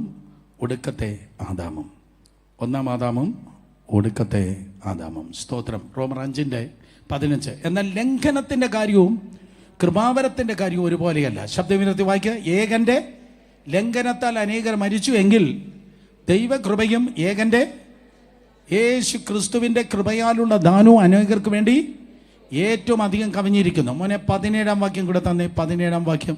ഏകന്റെ ലംഘനത്താൽ മരണം ആ ഏകൻ നിമിത്തം വാണു എങ്കിൽ കൃപയുടെയും നീതിദാനത്തിൻ്റെയും സമൃദ്ധി ലഭിക്കുന്നവർ യേശു ക്രിസ്തു എന്ന ഏകൻ നിമിത്തം അധികമായി ജീവനിൽ വാഴും. അവിടെ വീണ്ടും തിരുവചനം പറയുന്നു, ലംഘനത്താൽ മരണം വന്നതുപോലെ ലംഘനത്താൽ, സ്തോത്രം, അതെ, ലംഘനം നിമിത്തം ആദാം നശിക്കപ്പെട്ടു, അല്ലെങ്കിൽ ആദാം മരണത്തിന് അടിമപ്പെട്ടു. എന്നാൽ അതേ സമയത്ത് അനുസരണം നിമിത്തം അവിടെ ജീവൻ കടന്നു വന്നു. സോ അടുത്ത പോയിന്റ് എനിക്ക് പറയാനുള്ളത് അനുസരണത്തെക്കുറിച്ചാണ്. അനുസരണം ഒരിക്കലും ഈസി അല്ല. ലംഘനം വളരെ എളുപ്പമാണ്. ഓ, എന്തൊരു ശാന്തത! ഒരിക്കലൂടെ പറയട്ടെ, ലംഘനം എന്ന് പറയുന്നത് വളരെ എളുപ്പമാണ്. അനുസരണം എന്ന് പറയുന്നത് വളരെ പ്രയാസമാണ്. നശിക്കാൻ വളരെ എളുപ്പമാണ്. ഹലോ, 6ാമത്തെ നിലയിലാണ് ഇരിക്കുന്നത്. ബേസ്മെന്റ് കൂടെ ചേർത്ത് 7ാമത്തെ നിലയിലാണ് ഇരിക്കുന്നത്. നശിക്കാൻ വളരെ എളുപ്പമാണ്. അപ്പുറത്ത് തുറക്കാൻ പറ്റുന്ന ഒരു ജനലുണ്ട്. ആ ജനൽ വഴി നശിക്കണമെന്നുള്ള എടുത്ത് ഒറ്റ ചാട്ടം കൊടുത്താൽ മതി, സംഭവം തീർന്നു.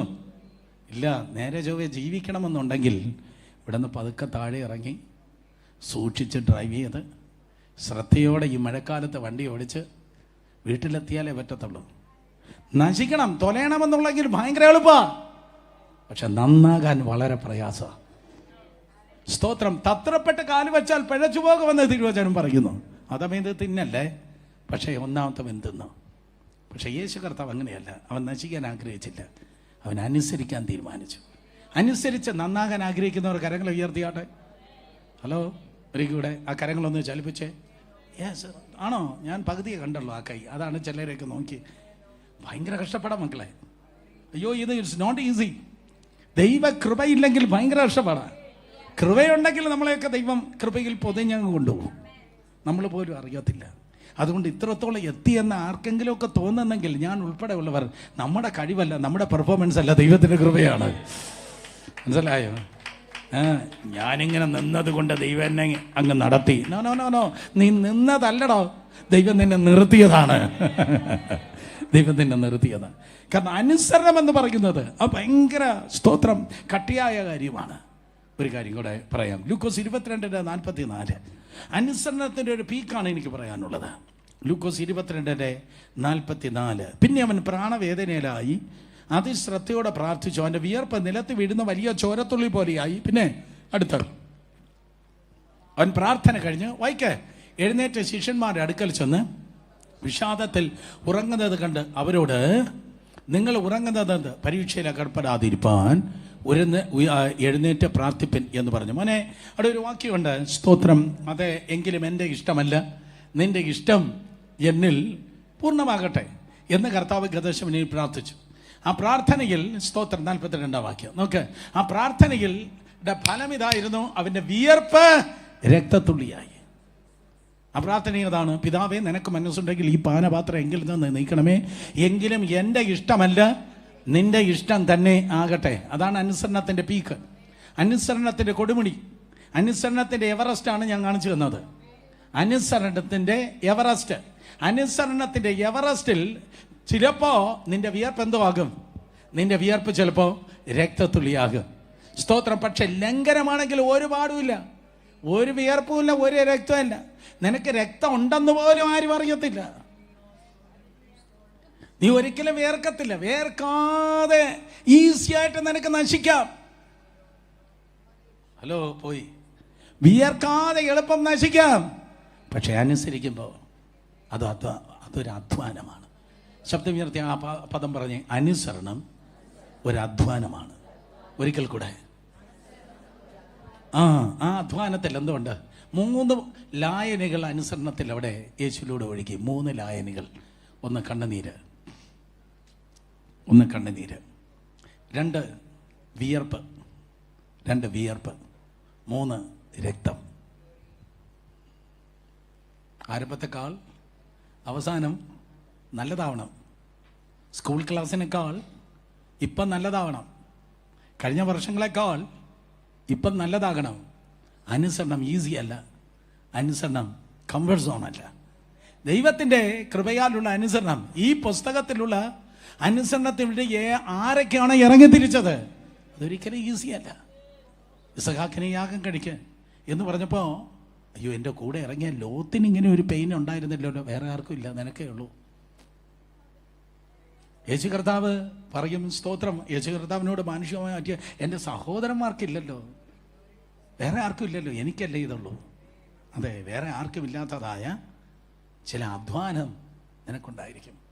പക്ഷെ അത് ചെയ്തേ പറ്റത്തുള്ളൂ, ചെയ്ത് തികച്ചേ പറ്റത്തുള്ളൂ. 100% ദൈവത്തിൻ്റെ ഹിതത്തിന് വേണ്ടി എനിക്ക് നിൽക്കണം എന്ന് പറയുന്നവർക്ക് കണ്ണുനീരൊഴിക്കേണ്ടി വരും, വിയർപ്പൊഴിക്കേണ്ടി വരും, ആവശ്യമുണ്ടെങ്കിൽ രക്തവും ഒഴിക്കേണ്ടി വരും. പറ്റുമോ? ആണോ? ഗതശമനിയിൽ ചൊരിഞ്ഞ 3 ലായനിയാണോ അത്? 3 സ്തോത്രം ലിക്വിഡ്സ് ആണോ? ഹലോ, കണ്ണുനീരൊഴിക്കേണ്ടി വരും, 1 വിയർപ്പൊഴിക്കേണ്ടി വരും, 2 കണ്ണുനീരൊഴിക്കേണ്ടി വരും, ആവശ്യമെങ്കിൽ രക്തം ഒഴിക്കേണ്ടി വരും. ഒരിക്കൽ കൂടെ, കണ്ണുനീര് നിർബന്ധം, ഡെയിലി ഒഴിക്കോ. വിയർപ്പ് സ്തോത്രം ആവശ്യം വരുമ്പോഴൊക്കെ. കീബോർഡ് ചുമക്കണം മക്കളെ, അധ്വാനിക്കണം, പാട്ട് പാടണം, പാട്ട് പഠിക്കണം, അധ്വാനമാണ്. വിയർപ്പ് ആവശ്യമുണ്ടെങ്കിൽ രക്തം ഒഴുകണം. പക്ഷേ ഇത് 3 കൂടെ ഒരുമിച്ച് ചേരുമ്പോൾ വിയർപ്പ് അധികം കണ്ണുനീര് അധികം രക്തം സമം അനുസരണം.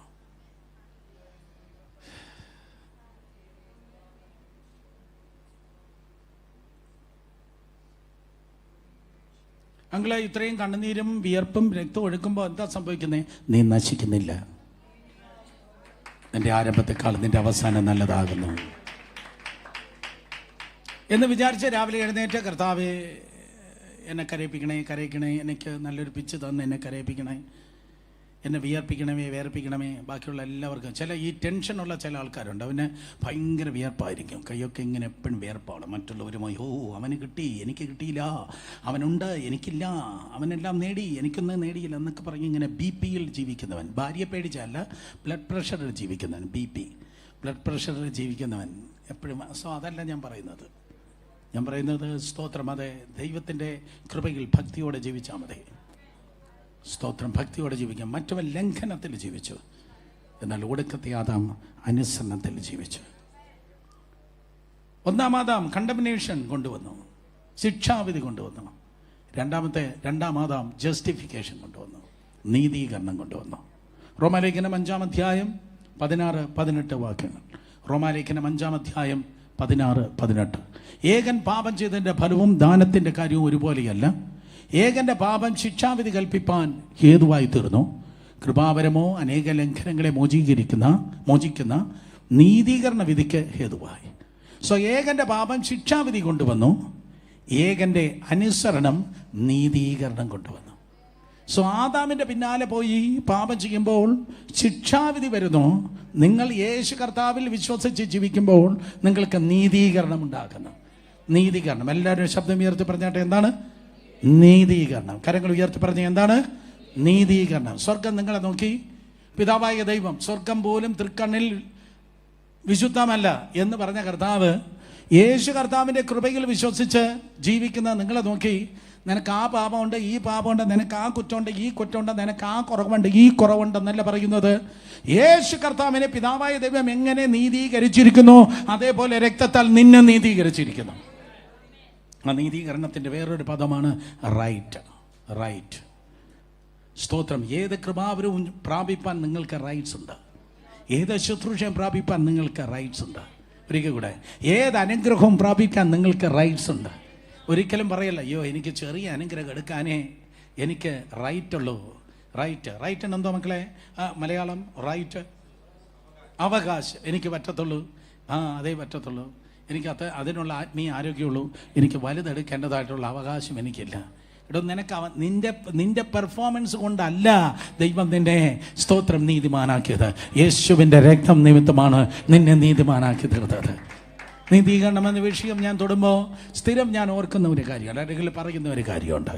യേശുവിൻ്റെ രക്തത്താൽ നിങ്ങൾ നീതീകരിക്കപ്പെട്ടാൽ ഈ വേദപുസ്തകത്തിൽ എഴുതിയിരിക്കുന്ന സകല അനുഗ്രഹം അങ്ങ് ദൂരെ ഇരിക്കുന്നതായ യഹൂദനോ അമേരിക്കയിൽ ഇരിക്കുന്ന സായിപ്പിനോ മാത്രമല്ല ഉള്ളത്.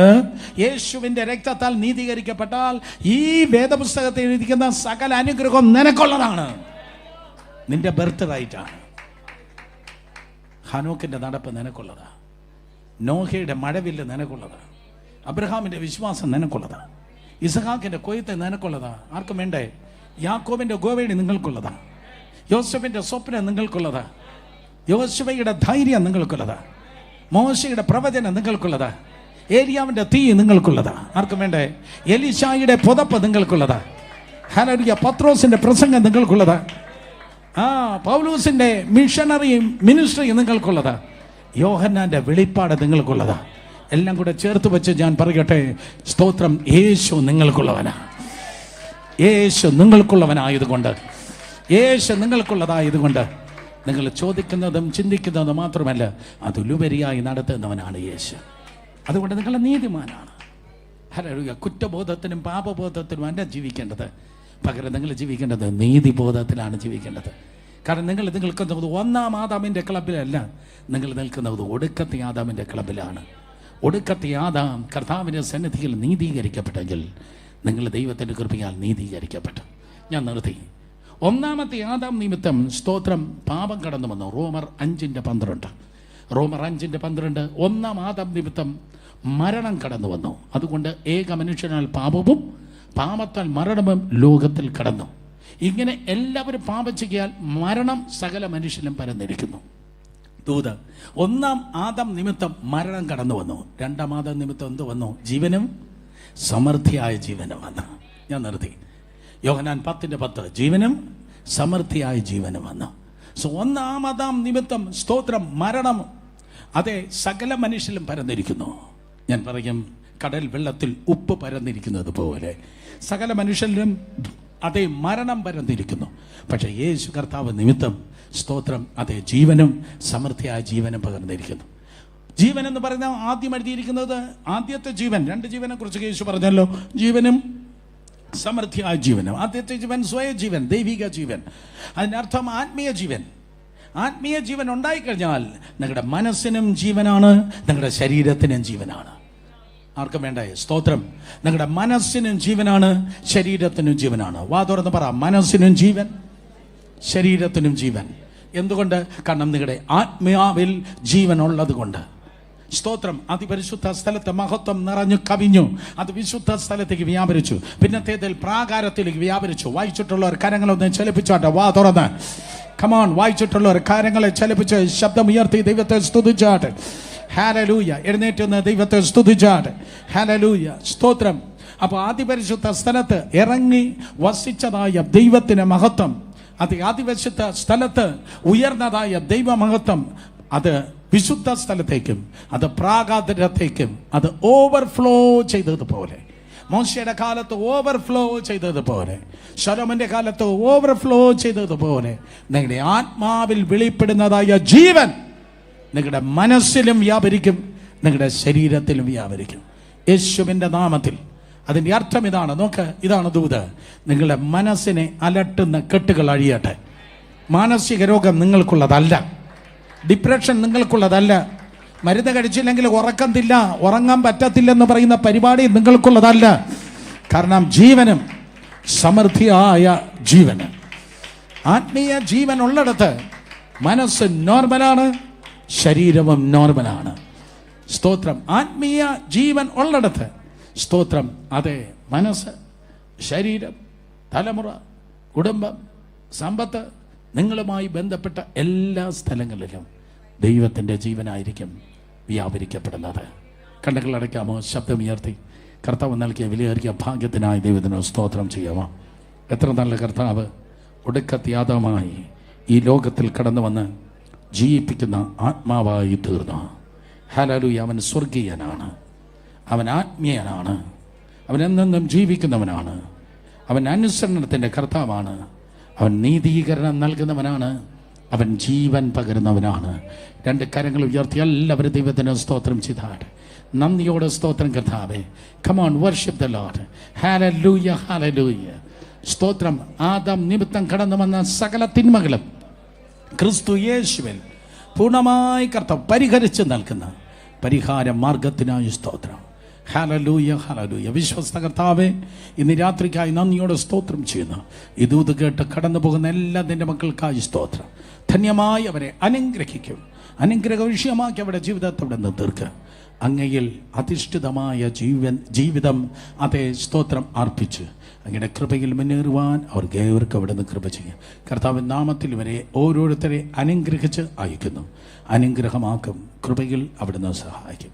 എല്ലാ മഹത്വം ബഹുമാനം അങ്ങയ്ക്ക് യേശുവിൻ്റെ വലിയ നാമത്തിൽ തന്നെ. ആമേൻ, ആമേൻ.